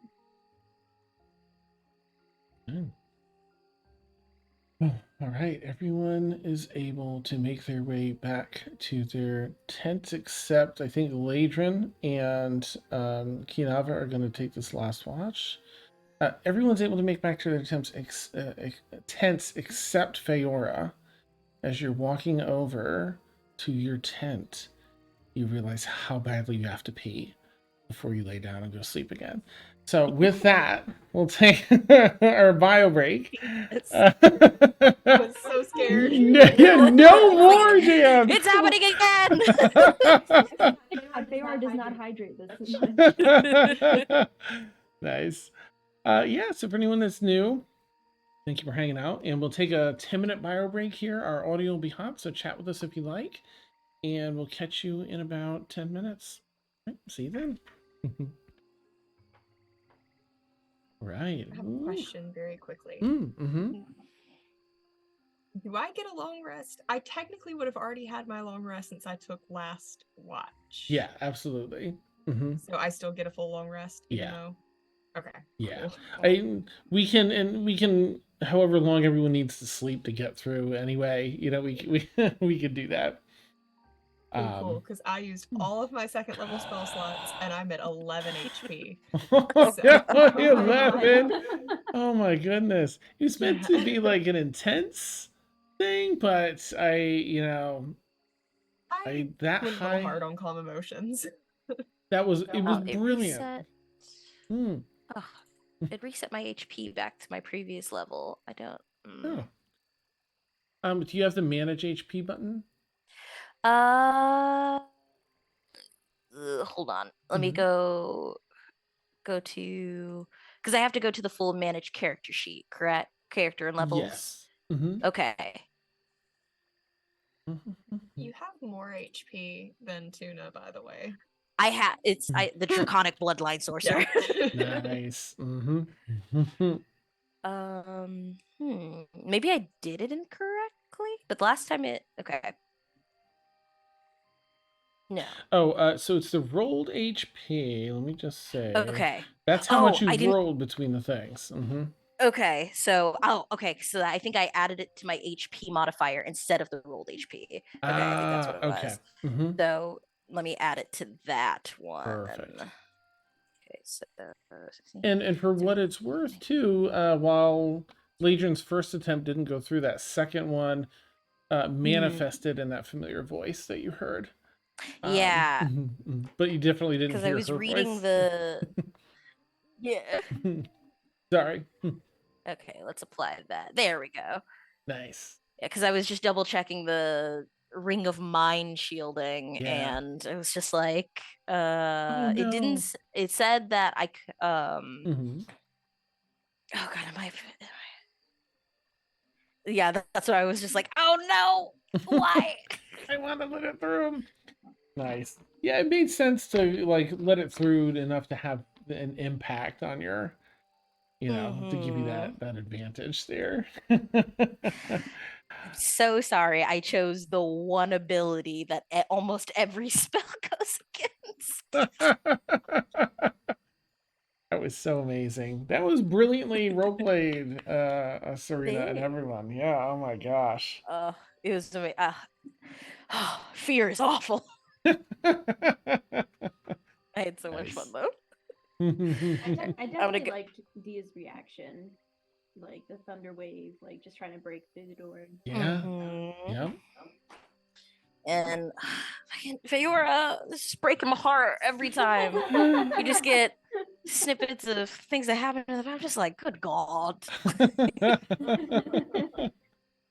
It's fun. It's so fun. It's so good. I'll be right When we're back. all like level 10 and 12, we're gonna laugh at these moments. Remember when we were badly traumatized? By fog.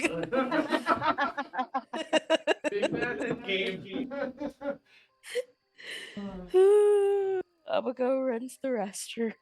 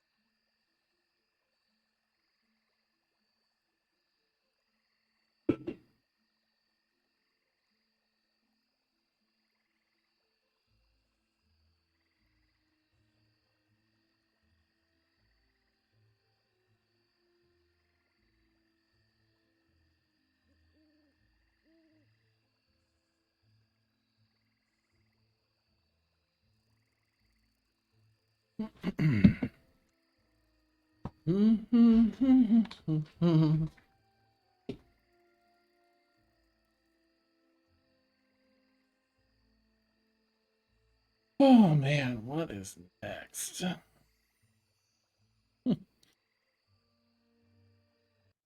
No, it's a Feywild. It's pretty wild too because like this, Yay. yeah. uh, it's not like regular adventure has its own dangers like spiders and stuff as you recall. Ghosts and spiders, but Feywild has like all these extra interesting, extra dangerous things. And so since the Feywild is sort of a large part,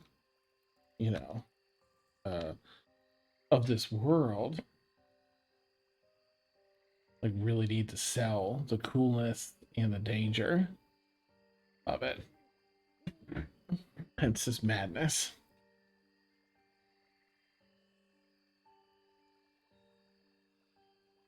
But normally wouldn't be so crazy. Traveling and such.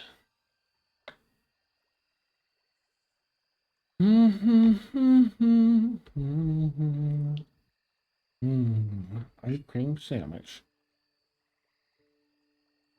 Nom, nom, nom, nom.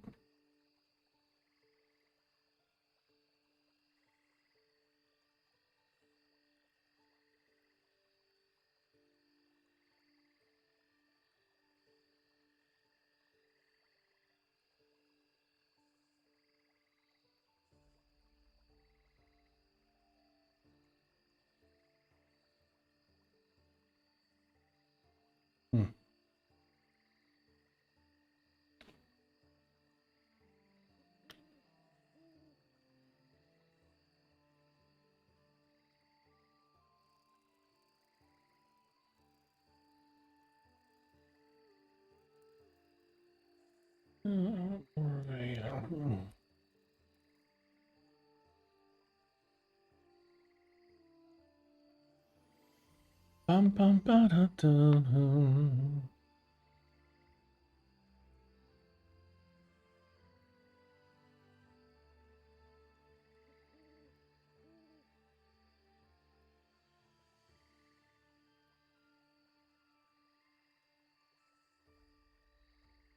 Viewers, I'm just going to be going through a couple of sounds here to sound if any of these sound like what we want.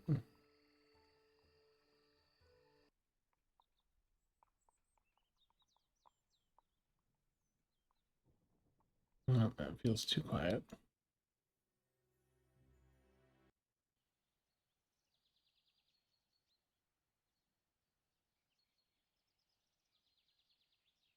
Does sound quite lovely. I'm gonna need therapy after this episode. I'm just saying. Sorry. Jesus You know how I roll, Tasha. I do. I do. I was just sharing with Lil, like, I mean, this is just, it's epic level because it's the Feywild. Since Feywild's a big part of this, world, really need to sell, like, how dangerous it can be and how, like, intense.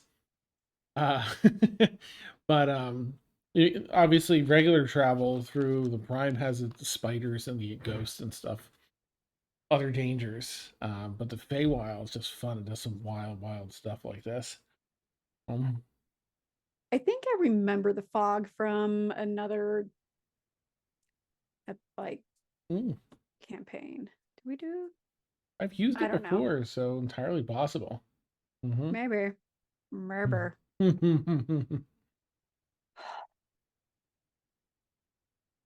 I was a little scared when, like, when it rolled almost max. It was D10s and had like whatever it was, 3 9s, and then some mid number to get that 33 or whatever it was. And then Serena was like, "Well, it didn't hit my max, which is 34, because that's an instant kill, dead. I know. No death save." So I'm like, "Oh, what?" Like, I was having a heart attack because I was like, I don't even know what her HP is. Right? So not me like just sweating over here, hyperventilating. It's fine. Thanks, Dan. Oopsies.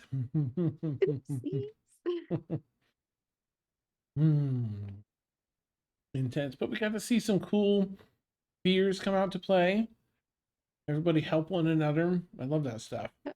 I'm so glad Leadrin did it because I'm like, oh, I don't want to bring it up. I just don't. Yeah. He's so sad. So we're just not gonna do it. I had a hard time deciding what Feyora's would be. Oh yeah? Yeah. I think if it was like if they weren't talking, if that wasn't a thing, then I probably would have gone with like primordials. Like surrounded by all of them. Wow. Nice. I feel like with Tuna too, I tried to make theirs more of a representation of a fear than like an actual fear itself. Right. So that was good. Yeah, mine would have played off of a part of her backstory and then jump into something similar to what Tuna's was, just to tie it all together. Like, obviously travel has its dangers, as I was saying. Feywild, even more dangerous. Got to establish that early in the campaign. Still very nervous with how well that rolled and how close that got to like total. But so help me, I'm so glad that this was the thing that hit tonight, because I love everyone's role play. You're all so good that I know if I set something like this up, it's gonna get juicy, real juicy. So well played, everybody. Drama. So good. Loud and crisp.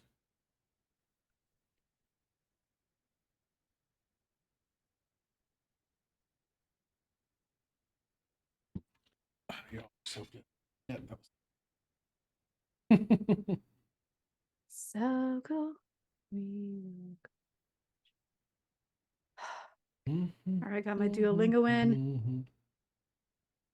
I made it. Also, I know you guys are the only thing that can see this right now, but I want to show off my cup. It is in fact one of the like 50-cent ones from Walmart. The plastic Rapunzel ones. Love it. Yes. Fine, love, fine china tonight. Love. Amazing. Well, you can be, let's see, I don't know. Never mind. I'm going to take a picture. It's my favorite. And probably Twitch won't like it. So it's probably even though we're not on. My Yeti cup is currently in my car with all of my stickers and stuff on it. Oh, that's awesome. I keep leaving it in my car and forgetting about it, so it's just work cup at this point. Awesome. Well, there you go. That's yeah, there's a reason why I have to keep this in the car during work.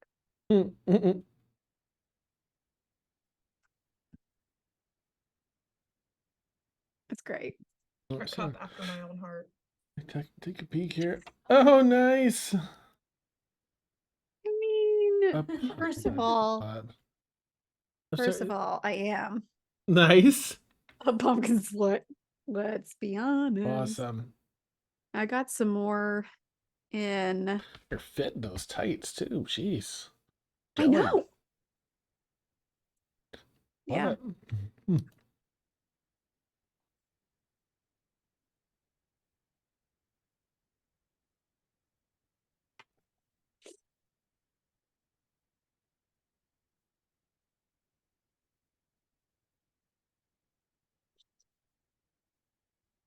Oh.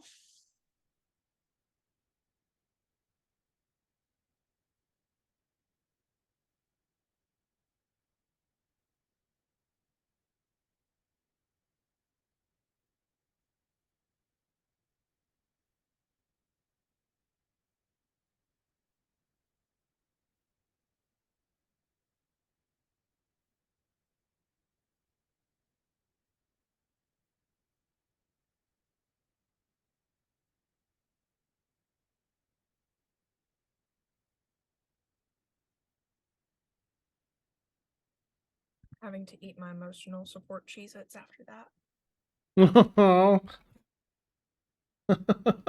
It's the extra toasty too, so you know it's good. Oh, nice. I like, what was it? I haven't had it forever. It's goldfish. They're like extra blasted, like cheddar blast or something like that. Extreme flavor blasted. Yeah, I think so. Yeah, the title is just like boom, boom, boom, boom, boom. Like I needed a seatbelt to eat it. Those are my favorite ones. I like to dump them in tomato soup all the time. Oh, that's a good mix. I'd never thought of that. Mm-hmm. The only acceptable kind of goldfish. I zoned out, and then I heard something about dumping something in tomato soup. The extreme like cheddar, the extreme flavor blasted goldfish. Oh, yeah. You know, if they came out with like Oreo came out with a really bomb gluten-free version. Oh, okay. Right? Which is like, it's been amazing. It's been a couple years now, I think. Amazing. Now, if Goldfish can do the same for me, that would be great. Goldfish, I hope you're listening because I would love to have you. We'll take a sponsorship. And that's pay us in get free that Oreo bags. money. Yeah. Oreo and goldfish money. Yes. it's so freaking good. Was it 21 or 20? I think it was early 21 when they came out with the gluten-free Oreo. And then this year they came out with a mint flavor gluten-free. Oh. Yeah, like I remember when the gluten-free ones came out, my grandmother was beside herself. Good. I almost cried in the aisle. I was like, I can have my favorite cookie. It's back in my life. That's so sweet. She doesn't even like Oreos, but the fact that they were in gluten-free, she's like, you know what? I better just go ahead and eat them. And she likes them gluten-free. Good. They're way better than the original ones. Like, it's not that artificial tasting. Like, don't get me wrong, loved Oreos. Loved them. But this is way better. I'll have to try them because I remember getting a bag of Oreos and I don't know what it is about past 25 where I'm just like, things that used to taste really good, all of a sudden I'm just like, what is this? It's those chemicals, man. Those chemicals. Yeah. I think they keep changing shit too. Yeah. I only eat Oreos and milk. I'm still a child. Same. Yeah. I can't can't picked eat on dry for Oreos. Who can? Want some Oreos? I don't have any milk right now. Like, I'll get that later. Thanks. Oh, sorry. I'm gonna pop us back. Back in time. Boop. Whoops. That's fine. Like, these are important discussions too. So Oreos. Welcome back. We're back to our low-key chill D&D stream. Oreo 11 stream. Awesome. Well, I'll just start by saying everyone gets a good night's rest. Make sure you put a nice long rest in D&D Beyond, however long that takes, which shouldn't be too far off the original. rested and recovered physically. Okay. And yeah, a new day ahead. Any role play anyone wants to do in the morning as you're having breakfast, packing camp up, and getting ready? Gonna catch bugs for my spiders again and do another training attempt. Okay, nice. Give a little extra love to my little Goldie. Aw. Go ahead and make another animal handling check if you would, please. That one was a 16. Okay, nice. Yeah, it goes, I mean, pretty well. It's kind of in these early stages, it's really difficult to tell, but you feel like they were probably, with the food and other things you're laying out, like do this and then you get the food, sort of, it maybe worked. It seemed like it worked. But with every step, every try, every attempt, you get further and further. So keep it up. Of course. Okay. The day begins. Day 2. More woods to traverse today. I'll switch this over to so I can put up some more cool images of the night sky, because I did a bunch.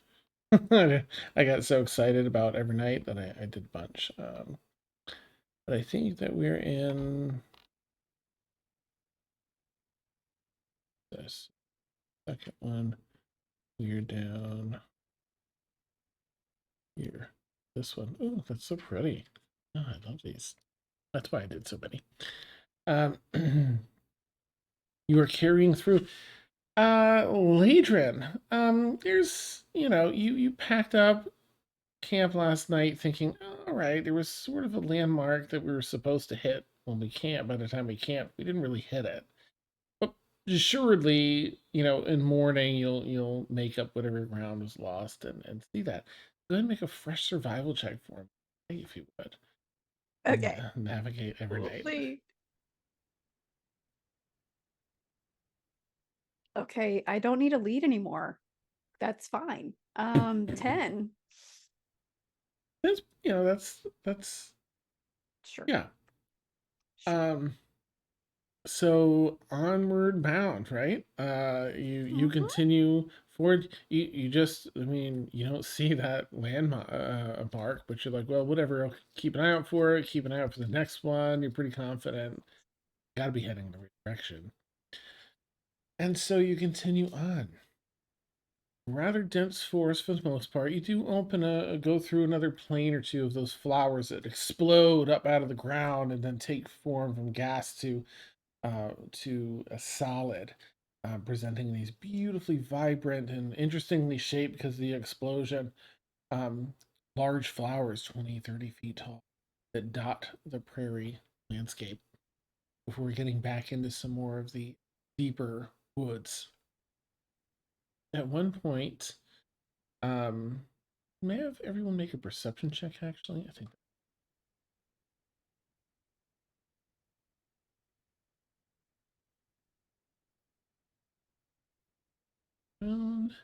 Feyora, what'd you get? 16. Okay. Tuna? 22. Nice. Leadrin? 9. Okay, nice. And Dia? 15. Ooh, nice. I know. We have Kianava's not paying attention. 6. Okay. Kianava and Leadrin are, get caught up chatting about Gregory, probably. He changes colors? That's mad. They're just so cute. And what do they eat? And blah blah blah blah. They're going on and on. Legion's also leading. Yes.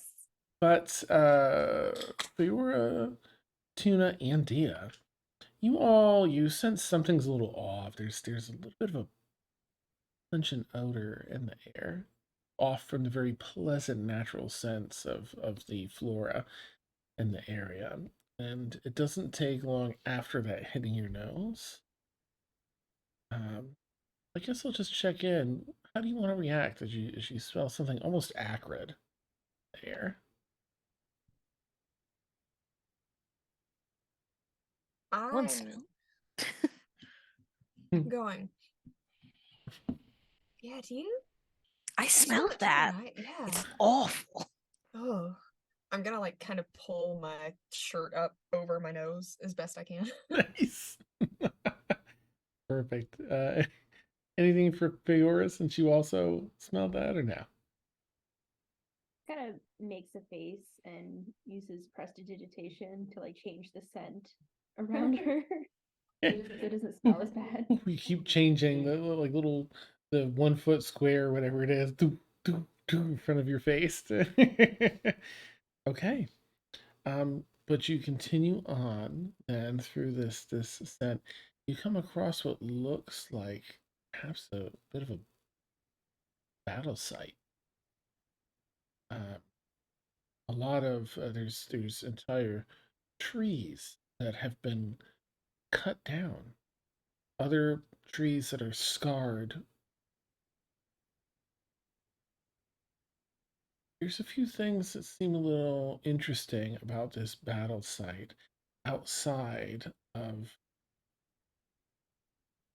what you might normally expect. Any of you want to just walk through, like walk around, walk through and investigate? What would you all like to do as you're on the edge of this?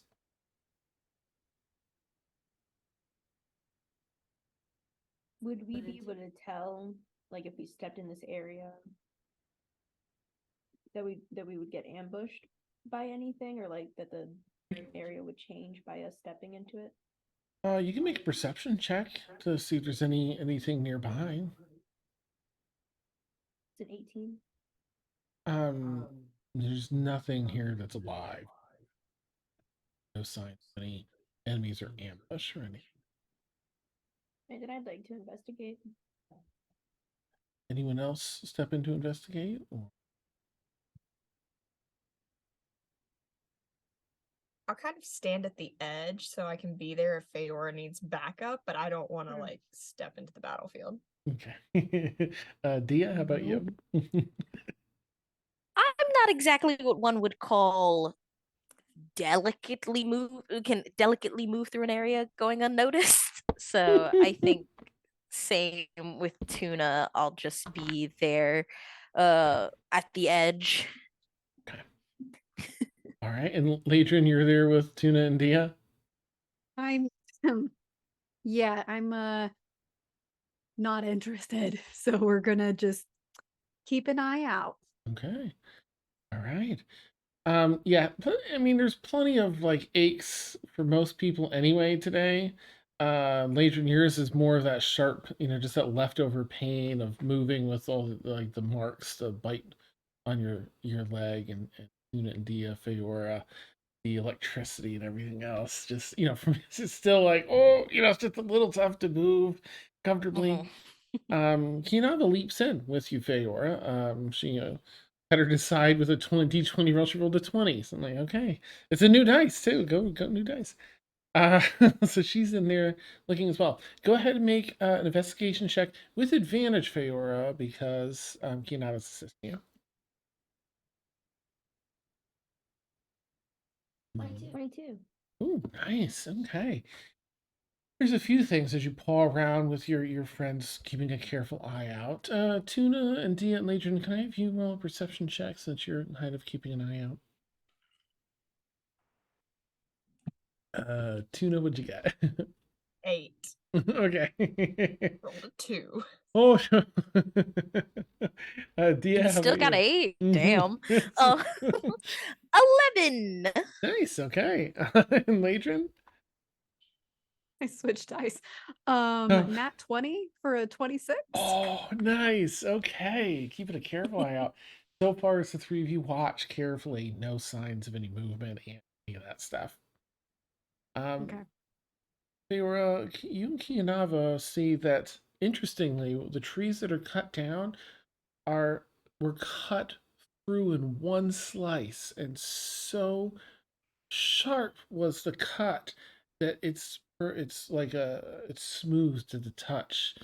The slashed down trunk of a you know 3 foot wide tree, smooth like it's been finely sanded.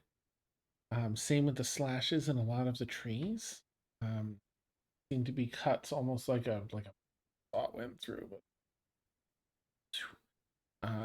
So whatever weapon was used to cut was extremely sharp and wielded expertly. You also notice quite a few as you walk kind of into the area beyond some of the larger trees in the center that were previously obscuring your view. There's like an 80-foot track of wilted flowers and trees, which you've seen before with Cersei back in the town. Excuse me.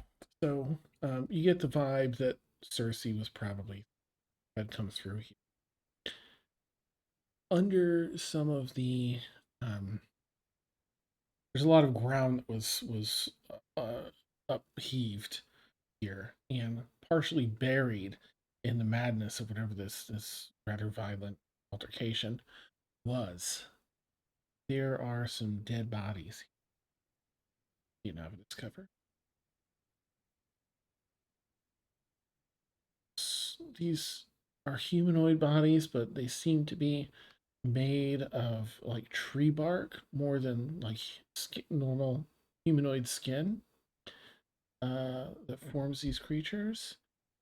The interesting thing is that they're all a little warped, a little wrong, a little mutated, sort of in the way that Marguerite was. Marguerite, the butler of the throne, that turned all blue jellyfish and gross. They're not quite that bad, but there's signs of that on these woodland creatures here. You can check, make a medicine check if you want. You do it with advantage, Keenan will help.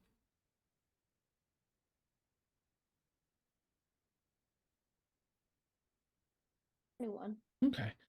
Yeah, they're some are pretty obviously dead. Like if they were alive, it'd be scary. Other ones, you check, double check. As far typical humanoid vitality goes, it's gone.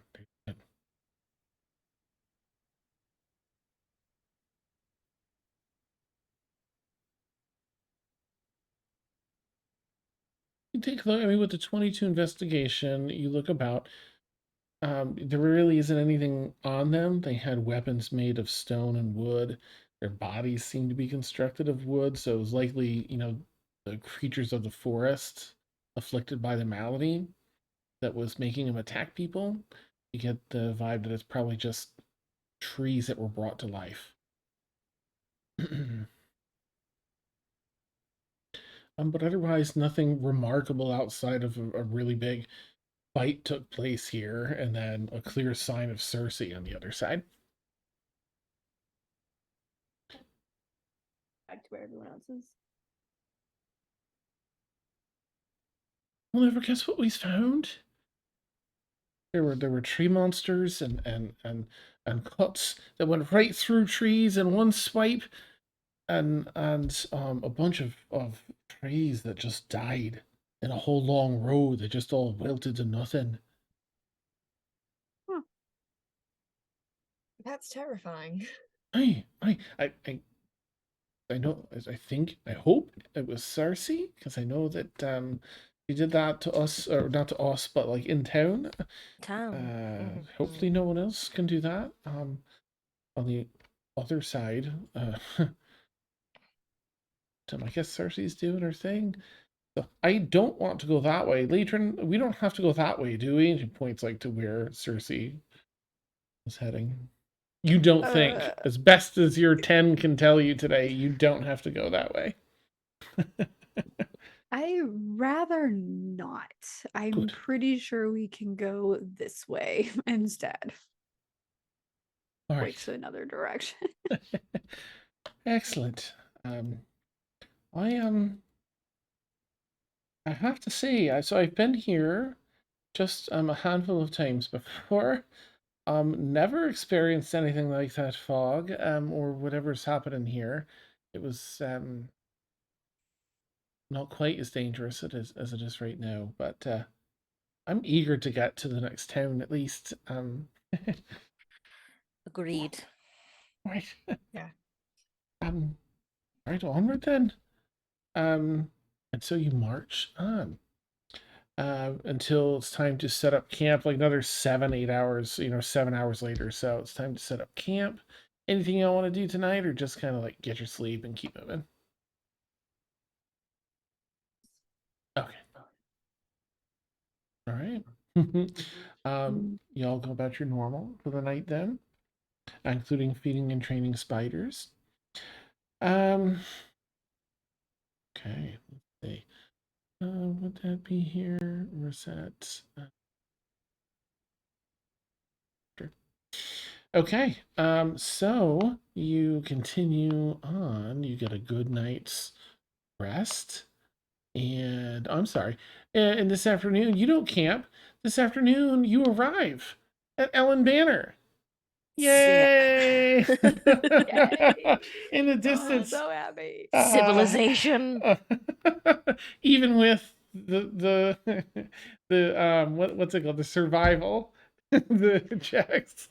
It put a little bit behind, but you do make it today.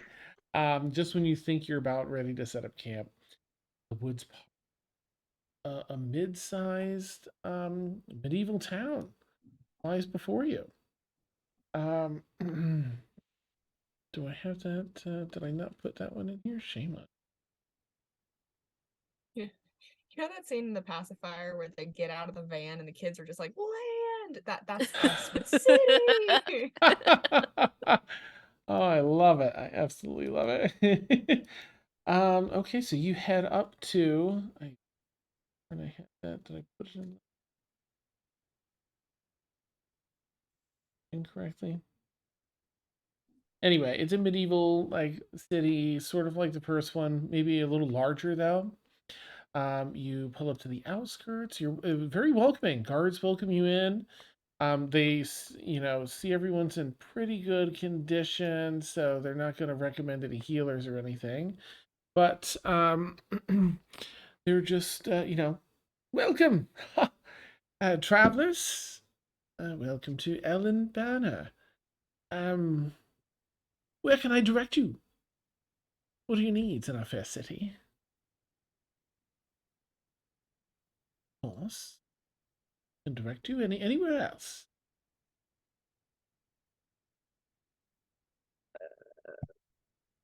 I honestly like, is there like a blacksmith, armory? Yes, Anything indeed. there? We have a smithy. I would love to pay them a visit. Wonderful.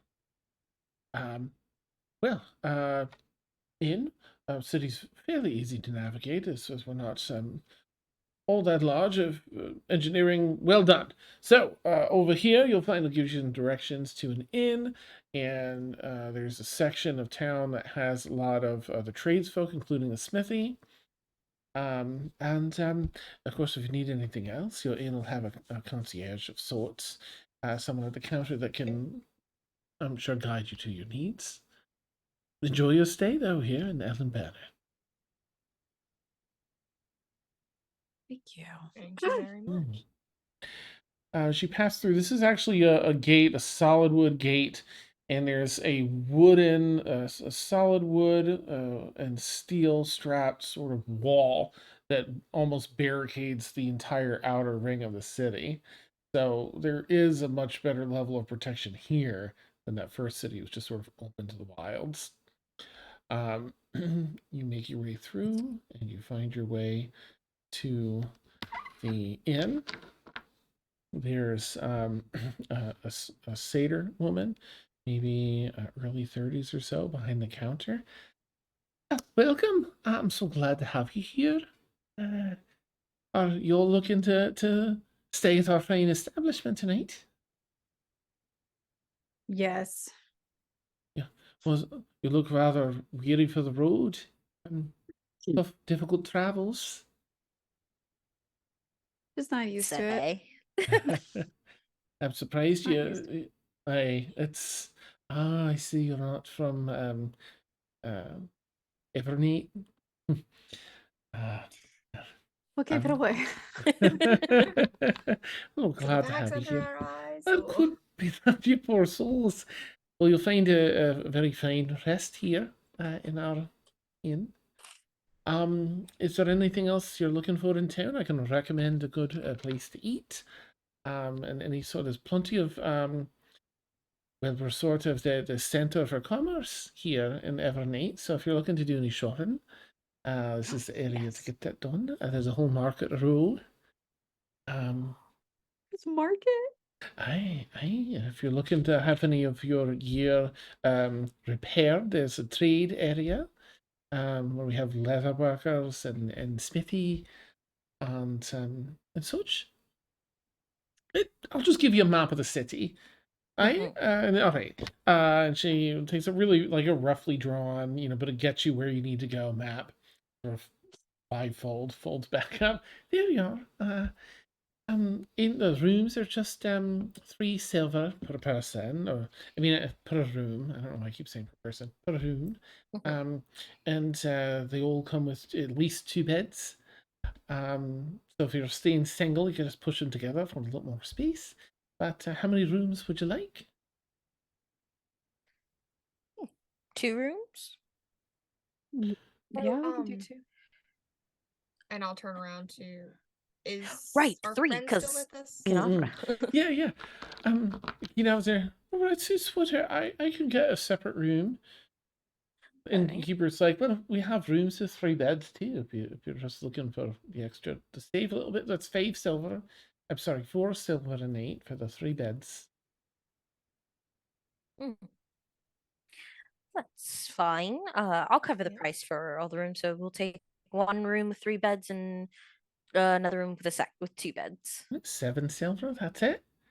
Okay. And there's complimentary breakfast. And dinner as well, in case you're not looking to try anything up. But I have to kind of recommend this, and then she names a couple places, restaurants, like enough. Especially if it's your first time through, swing by. There's local delicacies there. But if you're looking for prime-based food, we'll have more of the prime sort of food here. Down for that. Well, thank you. Takes your money and gives you the keys and tells you where your rooms are. What would you all like to do now that you have rooms? How are we splitting? Do we just want to do the same as last time, or like Feyora and I are 2 room, or y'all want to change it up? Like, I don't know. I'm fine. not picky. That's fine with me. Okay. Okay. I know if we're changing it up or not. I'm just trying to. I understand. Nice. What room do you want, Kianava? What's that? Who do you want a room with? Oh, it doesn't matter to me. You all seem like lovely folk. Sounds like you have a system, so I think that puts me with Dia and Tuna, if you'll have me. That's correct. Perfect. Of course. Lovely. I just want to get this pack off my back and get out and, Agreed. I would like something that's not dried or in a can. So. Hey, you all set your stuff in your rooms. You've got your keys. And you're heading out into this evening. So the city's, of course, I say evening, right? But it's always night. But the city does sort of come alive extra in this part of the day. A lot of the 9 to 5 folks are wrapping up. The trades folks are open. The market really starts to bustle at this time of day, and as do like taverns and restaurants and such. So there's a lot of really cool paper lanterns that are lit along the way, guiding you through different areas of the streets. Yeah, it's kind of like a magical little environment coupled with a little bit of safety in the city walls. Safety. So I would like to see if there's someone in this town that can tell me what the heck Gil is. Nice, nice. There's a pet shop Mm. in the merchant row. Wonderful. I know what Gil is. He's a cat. Of course. Like, I would like to know what breed of cats. That way I need to know the proper care, It's a little medicine. guy. This is just a little guy. It's a little guy. Okay. Nice. Okay. Do you all want to navigate everything together, or do you want to split up into your different pursuits? I want a pet so bad. No. I also want to visit the pet shop just to see what there is. Amazing. They're a little wolfy. um, Oh. that's amazing. Okay, so you all head directly, make a beeline down to yeah, down to Merchant Row, specifically the awesome. The pet shop. You can hear it a mile away. There's lots of pets, and man, they get noisy. Yes. You find your way in what it's a storefront, but in the front it has sort of a really large awning that goes out almost like 20 feet, where they have a lot of display creatures out, and like, you know, nothing's tight or confined. Everything has its space to move around. So they kind of have bins for. There's some puppies there that are running about. They kind of look like what's the Pokemon Arcanine, but the younger one. They have little Eevee? floofs and Growlithe. stuff. Growlithe, thank you. Yeah, yeah. Well, So but they're, you know, no stripes. They're just kind of like puppies, but they're a little chunky like that, a little furry, hustling Oh, no. around. They have gosh, they've got stables out back. They have another sort of glass tank full of bats. They have some, I don't know, some things I guess you could consider a pet. There's like goats and sheep there, things that you might not, you know. You get the sense that this is sort of a weird mix between Prime and Fae, while like ideas of things. But yeah, there's something that looks like a not quite a fox, between a fox and a wolf. It's a little stockier than a fox, but a little, you know, has that cunning look the way foxes do. Mm. Yeah, let me see. I have a little thing for this. Oh gosh, and parrots. I have a thing with birds. I struggle. The sounds just, you know, they. But yeah, there's parrots. And an area, a larger area that has a sort of that wire caging for falcons. But you find this is a well, she appears to be a rather older human woman, maybe in like early 70s. A little stocky, big floofy hair and curls that kind of uncomfortably tucks back into her ears and around her face, almost like a lion's mane. Oh, welcome, newcomer. You've come to my humble abode. Are you here to shop or to get care for your pet? Oh, I'm definitely here for care. The others of you, what are you here to play with the animals? Are you free Richard to is pet already him? crouched by the puppies. Yeah. Oh, nice.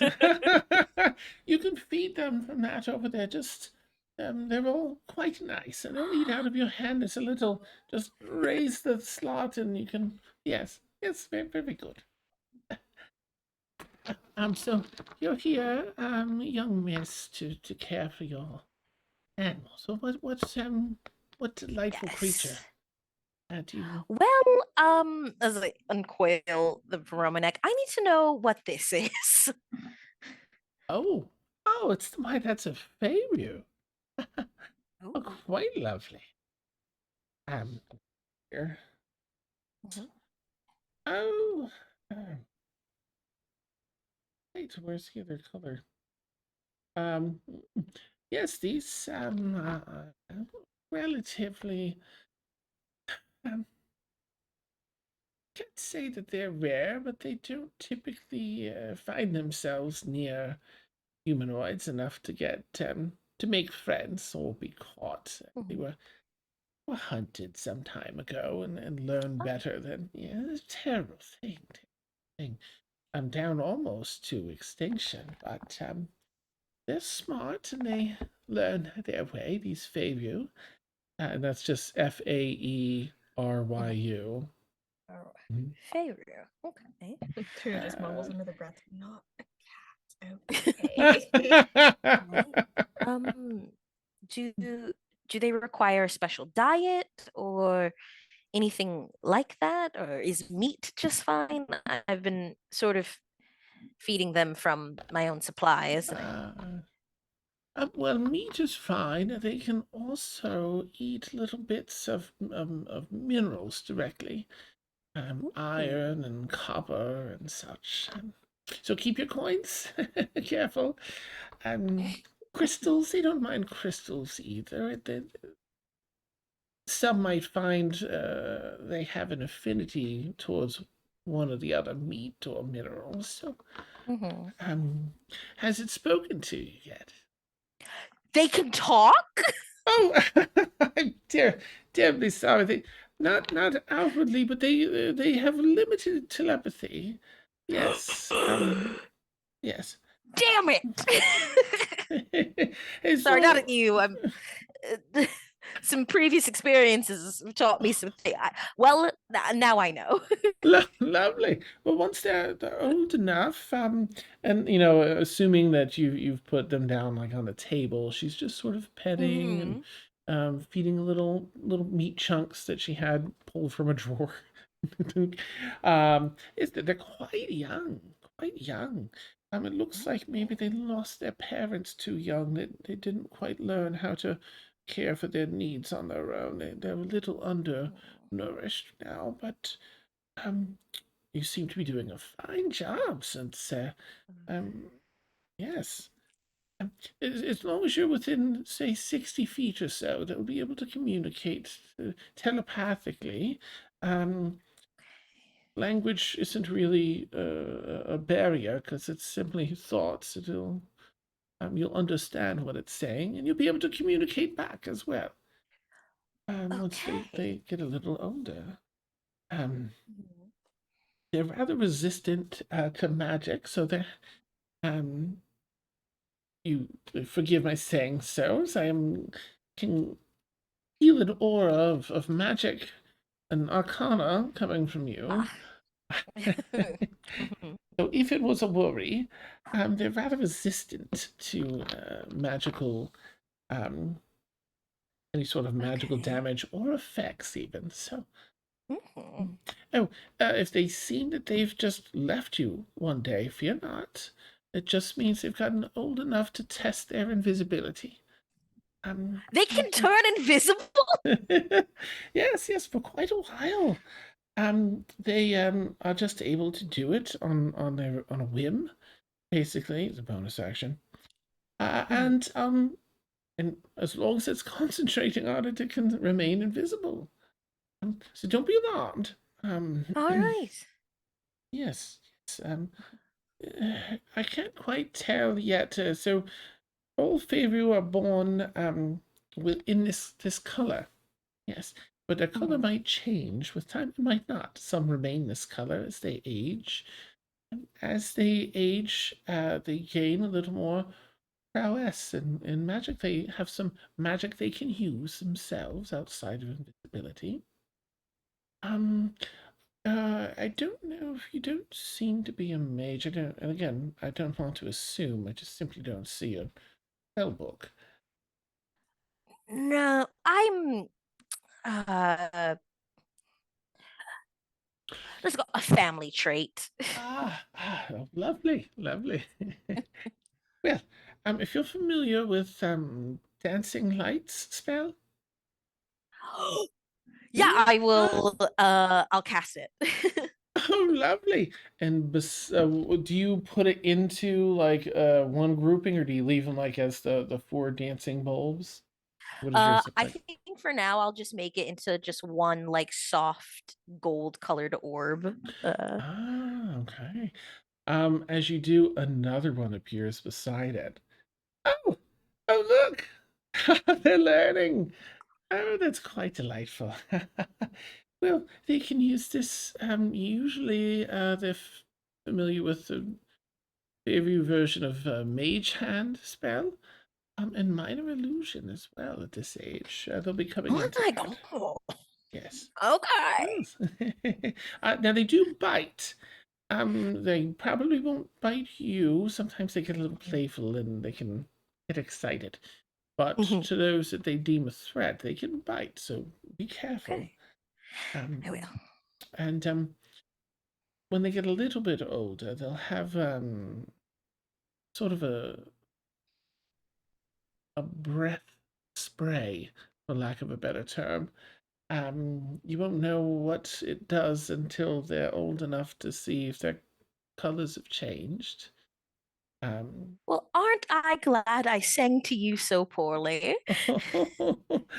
That's quite a tale. Yes. So keep an eye on them. And once, Mhm. do you know how long have you had them? Goodness, it feels like years after everything we've been through, but I would say it's only been about 2 weeks, maybe, perhaps around that Oh, time. all right. Oh, well, they seem to be only about 4 months old. I Okay. think you might have saved them, to be honest. Without their parents, they're a bit at a loss. So Or I kidnapped them. That's just something going through my own head. It's like, did I kidnap this baby? No, it's nice, fine. nice. It's fine. Yeah, there's clear signs that they didn't have their parents anywhere. Okay. Nice. Then keep an eye. Once they're about a year old or so, they'll you'll know by then what color their scales will be, and you know it'll gain some other abilities. Mhm. Excellent. Thank you so much. Of course, of course. I do hope you two of you get along just nice. They're typically rather friendly. Okay. Well, all right. And then I'm just gonna scoop Gil up. I'll let them pick out a toy if they want. Like Nice. since this is a pet It's a store, toy like a selection, right? teething ring or something. Yeah, Yeah. absolutely. Oh, they do like once they can turn invisible, tend to be tricksters too. So, just expect some hijinks. Perfect. All Hmm. right. All merchandise. She goes into business mode. It's right over here. Excellent. You can get like a whole like basket of stuff for Mm-hmm. like 3 silver, and you can walk away with a whole basket Awesome. of toys and stuff here. Uh, Leadrin, anything for you here in the pet store? Just looking. You mentioned flying puppies and a fox wolf. So, not that she's looking to buy per se, but I myself would like to go look at flying puppies and the fox wolf. Okay, yeah. You look at the Yep. puppies. I'm so sorry. They don't actually fly. That's my bad. Puppies are normally just fluffy and No, cute. no, no, no, no, no, no, no, no. The bats. Bats. Okay, gotcha. I call Flying them puppies. flying puppies. Okay, I'm My like, bad. oh no. My bad. Beautiful. You head over there. Gregory's like, I mean, what's so big about these flying puppies? Like, I've got all that. I got way, you just get a little of that Yes, Gregory they do. energy. Oh, the Gregory energy. Yeah. But it's fun. Gregory's excited to see them too. And they do their little screech thing and stuff as you should come over. Um, yeah, and you're able to engage with all. Yeah, some fun. You can feed them too. You can do all the things. They seem to be like well behaving enough where you can do that. Don't do that at home. Disclaimer. Feyora, anything for you? He would have gone like straight up to the counter once Dio was done, Mhm. and like not slam down the glass vial, Mm-hmm. but fairly aggressively counter her. Oh, oh, my heart. This, Sorry. oh, is everything all right? Mm-hmm. Do you have any like bug catcher cages kind of deals? I want to move them out of this vial. So just like a nice, sizable, easy to carry travel bin for them that's a little more roomy than this. Yeah, I want them to be more comfortable than this. They're going to be getting bigger. Oh, I'll come around the counter and, kind of like, not hobbles, but, she's a little slow, got a hip thing going on, makes her way around the corner and goes into salesperson mode. There are a number of these things. She tells you a little more about the spiders too. Some of the things that you learned, they get pretty big, and they're small for so long. They actually reproduce between that first age group and their next aging while they're still tiny. And then their business is done. They're like, okay, now we can live life, They get that out of the way, and then they start like growing at a really fast, like exponential. Um, so she has two options for you. One, she says, okay, this will take care of them. This will be large enough for the dozen or whatever you have, probably for the next 3 months. But then they're going to start growing. So she has another one that is much more expensive because it's magical and it will resize to accommodate their space. And you can sort of you touch it and do an activation word, and in the way that extra dimensional space works, it sort of folds them into a little tiny size for portability, but they have, everything's to scale, so they still have plenty of room. It's 150 gold pieces for the magical one, and it's 5 silver for the other. As much as I love the sound of this magical one, I don't have that kind of money. It's quite all right. Just find a good home for them before in the next 3 months. I'm hoping to get out of this respectfully terrible place before 3 months. I understand. I'm sorry. I don't like it here. That's a very normal reaction. Depends on, yes, on the experience from the entrance to here, usually. Well, I'm happy to sell this. And goes on with that. Tuna, there's the puppy area is a walk-in area. There's plenty of room for these puppies. You get to walk in, and it's sort of each room also has sort of that extra dimensional space feel, like it shouldn't all fit in here, but it does. So there's sort of like a doorway that you can step into where you can feed the puppies. I think you were checking out the puppies, right? Yes, I was absolutely going for the puppies. Nice. And these adorable little Growlithe, right? That's the younger one? Yes. Okay, thanks. So there's a bunch of them hopping around and sort of like running up. There's like 5 or 6 around your ankles, like sort of, trying to do their little leap up thing. And there's a number of other types of puppies in here. But there's around the outer portion of this are a number of rocks that sort of form the edges of this space. But you see the very end of a tail sort of like wagging, scuffing a little bit back and forth behind a rock at the end. And it looks like a pretty large, floofy tail. But you can't see the puppy. Right. I'll kind of crouch down and kind of go that direction without getting too close and just be like, are you a little shy? It's all right. And just kind of like pat my leg a little bit, trying to call it over. Oh, okay. So there's this rock formation over here, and this big rock formation on the other side, and the puppy's sort of around behind.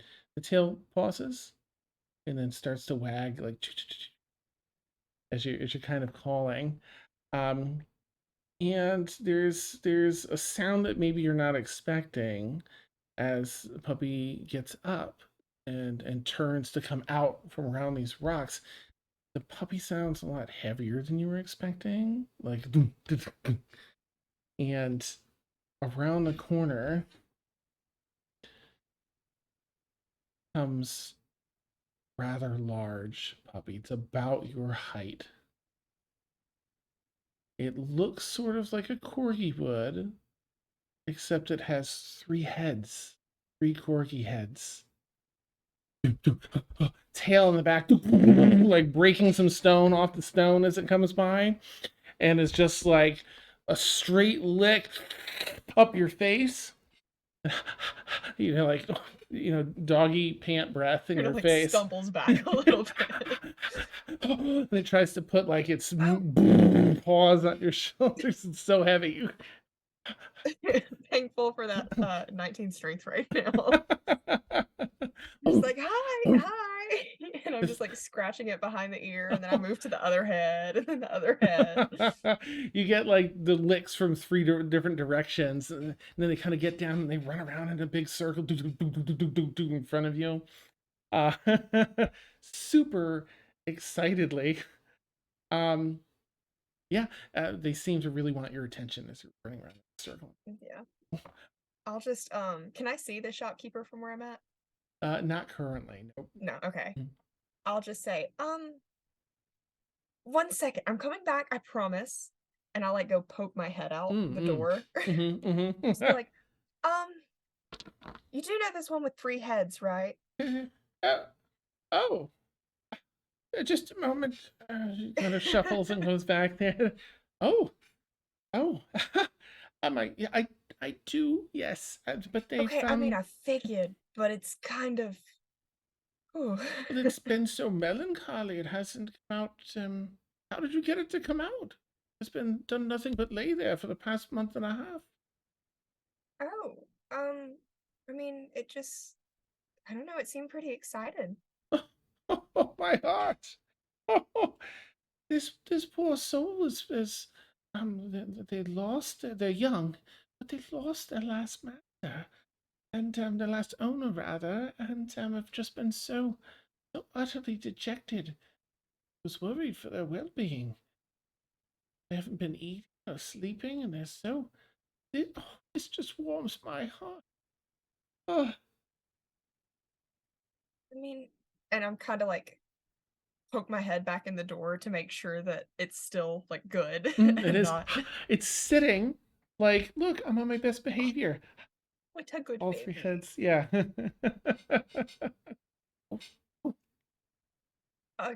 Yeah. How much? How much? I couldn't ask you to pay it. I thought they were going to just starve themselves to death. Will you take good care of them? Absolutely. Yeah. Now, who am I to get in the way of that then? Yes, this just warms my heart. I was so worried. They never received a name. So you'll have to name them. Absolutely. But they'll eat a lot too. I am sure you can guess. Yeah. I'm gonna be honest. I've never had a dog before. There were cats at the dock. I thought were cat. I don't know anymore. What is there like? Do you have like an instruction booklet or? I have just such a thing. Yes. This puppy's rather special, so I'll write in a few notes that are a little different from your typical corgi treatment. Yeah. Figure ×5 for all the I'll fill it in for you. I appreciate it so much. Of course. I appreciate you and being witness to this beautiful connection. Oh, I'll get them cleaned up, trimmed, and ready. Um, are you in a place where you can take them now?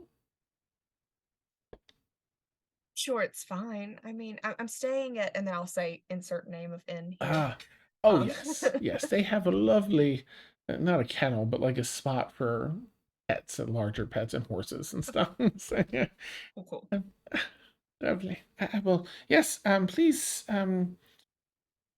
Yeah, I might suggest though purchasing some toys for them to play. And she'll go into Yes. salesperson mode. It's like Yep. 4 silver, and you get a bunch of larger things for them to chew on ropes and stuff. Cool. You said 4 silver? It's just 4 silver. Yeah. Immediately. Like, I'm buying that for sure. Nice, nice. And you have this beautiful little cutie. Baby. Yeah, they're so cute. I'm so excited. That worked out really well. That was something I had off on the side, and thank you for love going it. to the I'm pet so store. Yeah. Nice. Yeah, so you do get the manual. There's a little bit of magic to this puppy's nature, where when needed, it can reduce size. Perfect. They say, when needed. But typically puppy enjoys to be their actual size. They're gonna get bigger.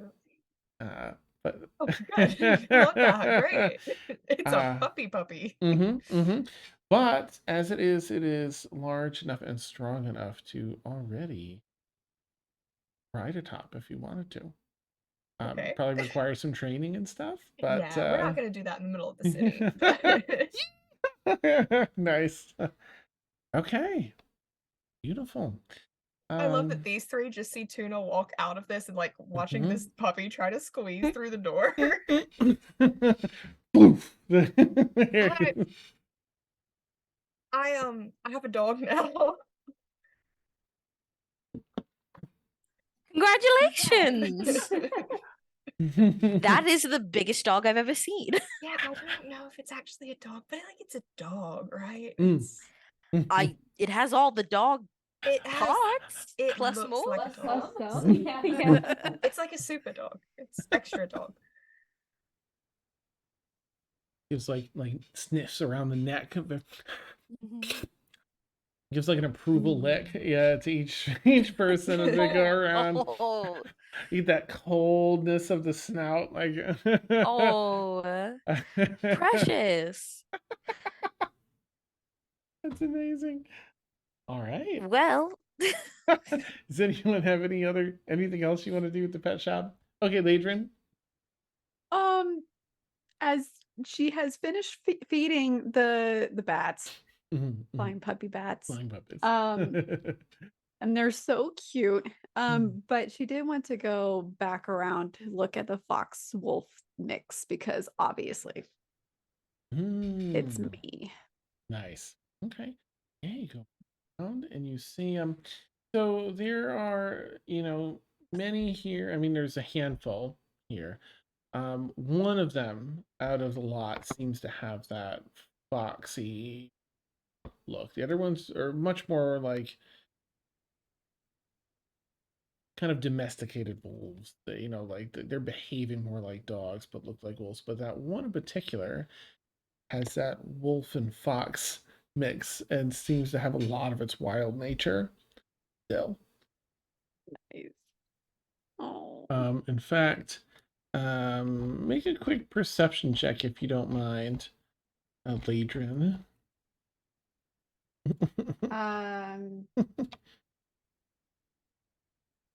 19. 19. Okay. Yes. There we go.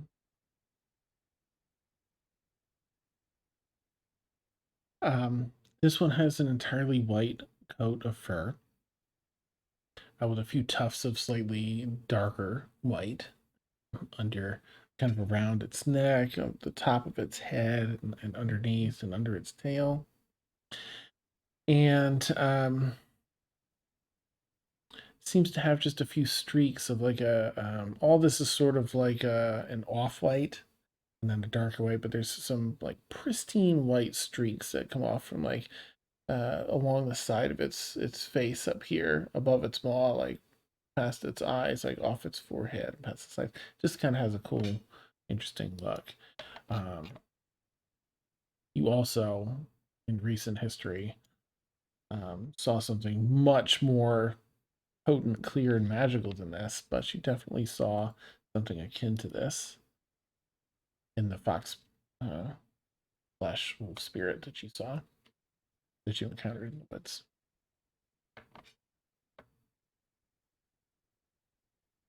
And it looks at you like it knows you. Oh no, it wants it.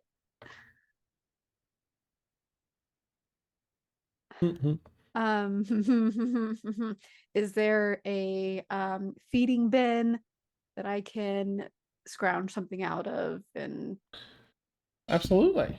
Yeah, there's some those little meat chunks. Like there's, a glove if you want to wear a glove. There's little meat chunks you can throw in there or hold your hand out. She didn't say you can, feed these out of your hand, but you can certainly give it a shot if you want. listen, I'm going to, and I'm also going to cast Speak with Animals to Oh, talk to it. okay. Beautiful. You take a Not minute, you even do a cast a ritual. spell. I'm just gonna cast it. Boom. What do you say? You look familiar, but also hi.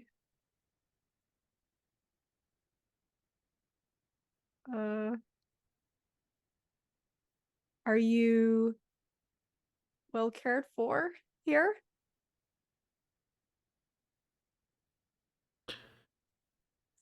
I'm cared for. Hmm. Thank you.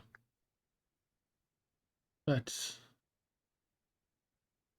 I don't like small spaces.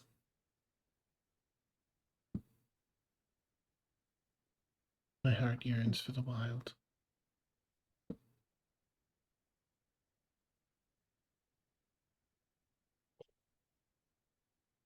As in,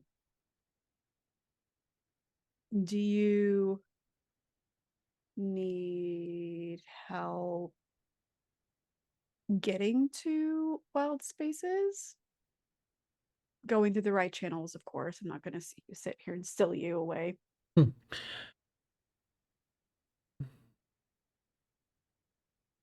The owner speaks with me too. If she believes in intertwined fates, people and beasts as myself, I do not pair up with anyone over some time, then she'll return me to the wild. I came in wounded. She's healed me.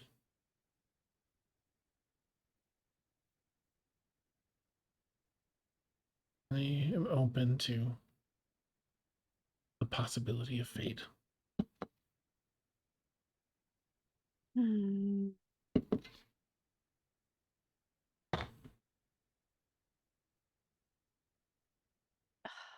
I want to help this puppy.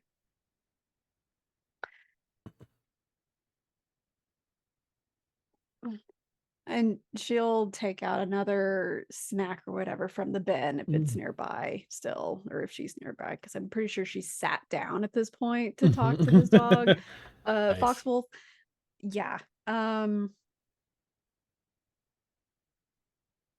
don't know if you're looking necessarily for a friend, but I can help be that friend if you're really wanting to get back. I know she said that if you're not paired up, but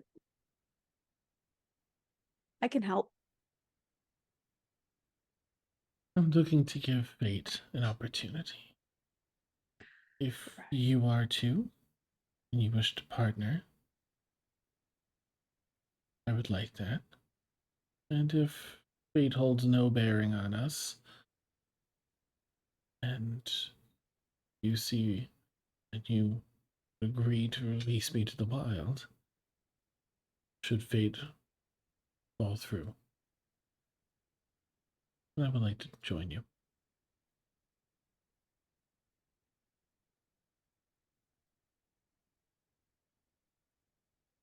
I met a creature very similar to you.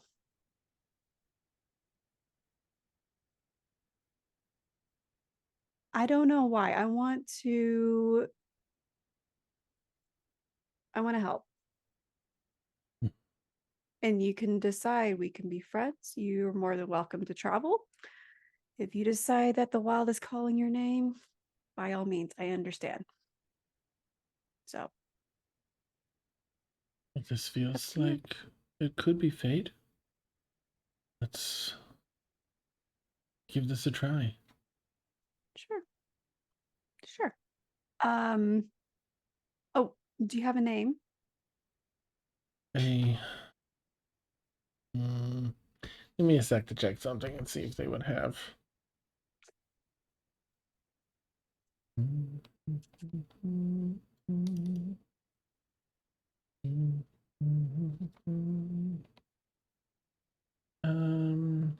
Nope, that's not it. Where are you?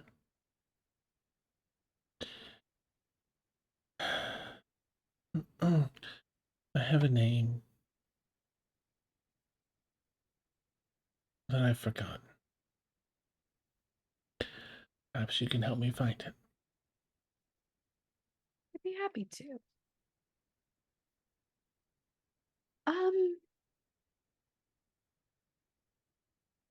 Yeah.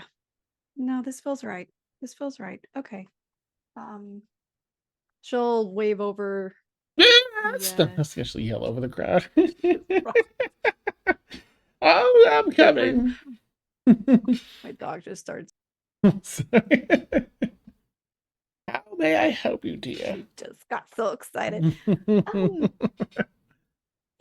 Yes. How much for this beautiful creature? Well, Friend. you must know that they were recently fairly near mortally wounded. They've healed quite well, but they do take some extra care. They're normally I must charge, of course, to cover the expenses of care. Otherwise, if I could give them all away, that would be lovely. But 20 gold pieces. I can make it 15 for because they'll need some extra care on your part. So. Okay. She'll fish out 15 gold pieces and pass it over to her and say, well, thanks for healing this one, and I'll be sure to give it the care it needs. Lovely. Oh, please see that you do. They're quite an old soul, that one, and very wild. But I feel that the two of you may have that in common. Maybe. Maybe.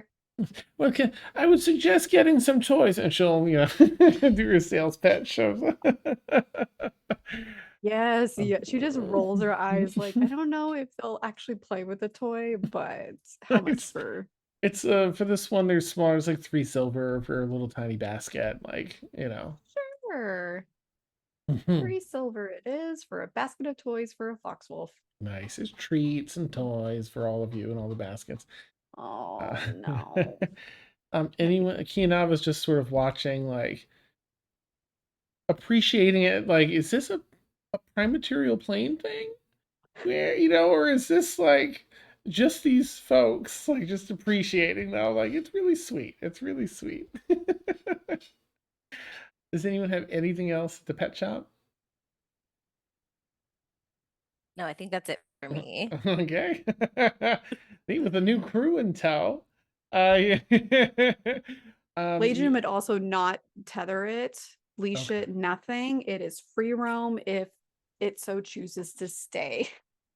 I Mhm. probably have Corgorus on a that's not the name, that's just what I'm calling it. Nice. I do have it probably on a All right. leash. Okay. Just because it is a puppy. Yeah. I don't want it running off.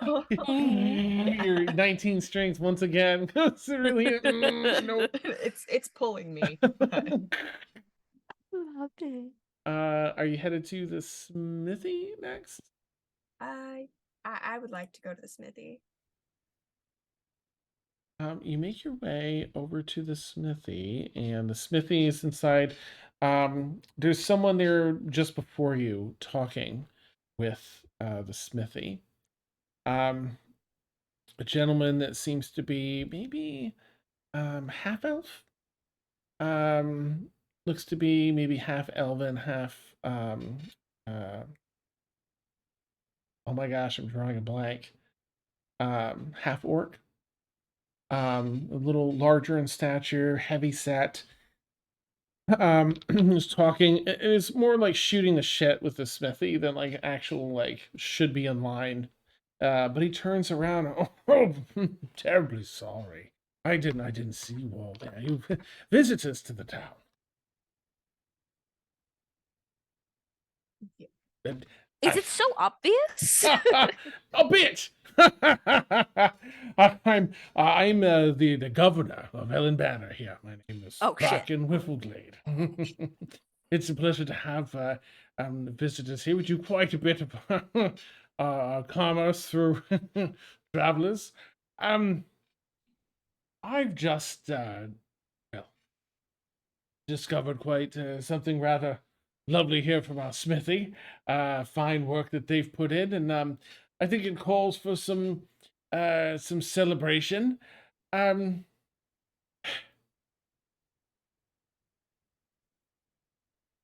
it looks like you've already spent some of your hard-earned funds here in our town. Let me repay the favor. Come, have dinner at my abode. I insist. Well, I mean, I'm not one to turn down an invitation from an official with a lot of money. He's definitely decked out with some yeah. So, Can I Money. insight check this? I was gonna ask the same thing. Yeah. anyone that wants to insight, go right ahead. I don't I like have no this. reason not to trust anyone at full face value. Well, I believe anything this person says We- because I just got distracted. I got a 9. Okay, a 9 for Tuna. Okay. Legion. 7. Oh my goodness, Feyora. Okay. We trust this dude. Yeah, I mean, you also get sort of like, the blacksmith's there, and he's just like giving sort of a do what you want to do, but like this is sort of this guy's shtick energy. Yeah. I'm I hope it's not too forward.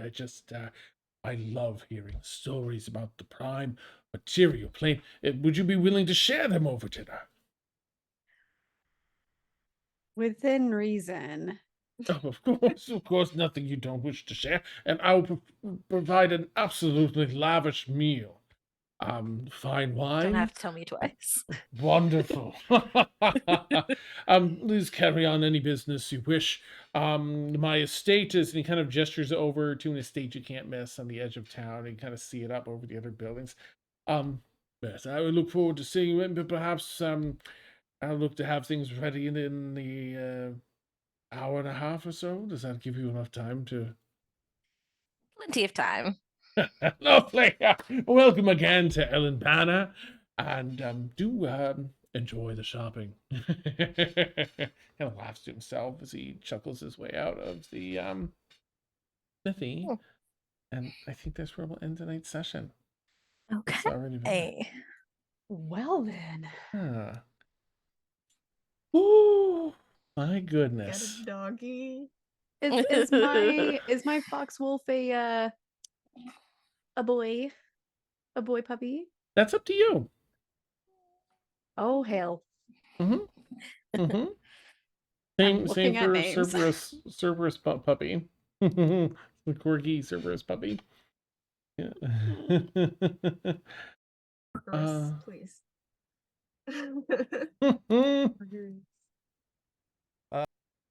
Nice. All right, let me just check something. Okay. All right. Well, thank you all so much. Oh my gosh, I'm so bad at multitasking. Let me just do this. Thank you, players. Amazing roleplay tonight.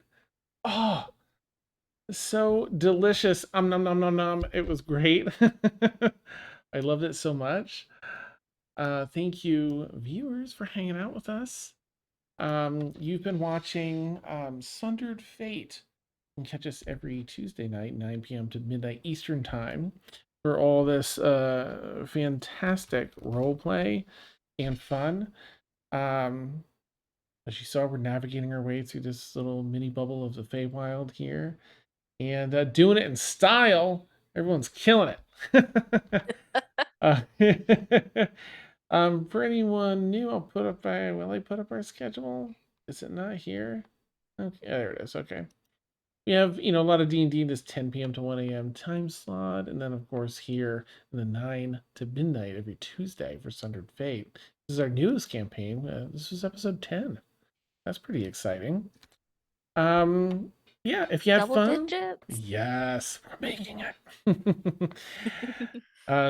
Yeah, if you had fun, consider giving a follow. You can be alerted to, the content when we go live. But otherwise, we just hope to catch you back next Tuesday when we find out what's next here with the governor and getting to Queen Alindra and everything else. Yeah, and more pets. Take care, everyone. Have a lovely night. Bye. Bye.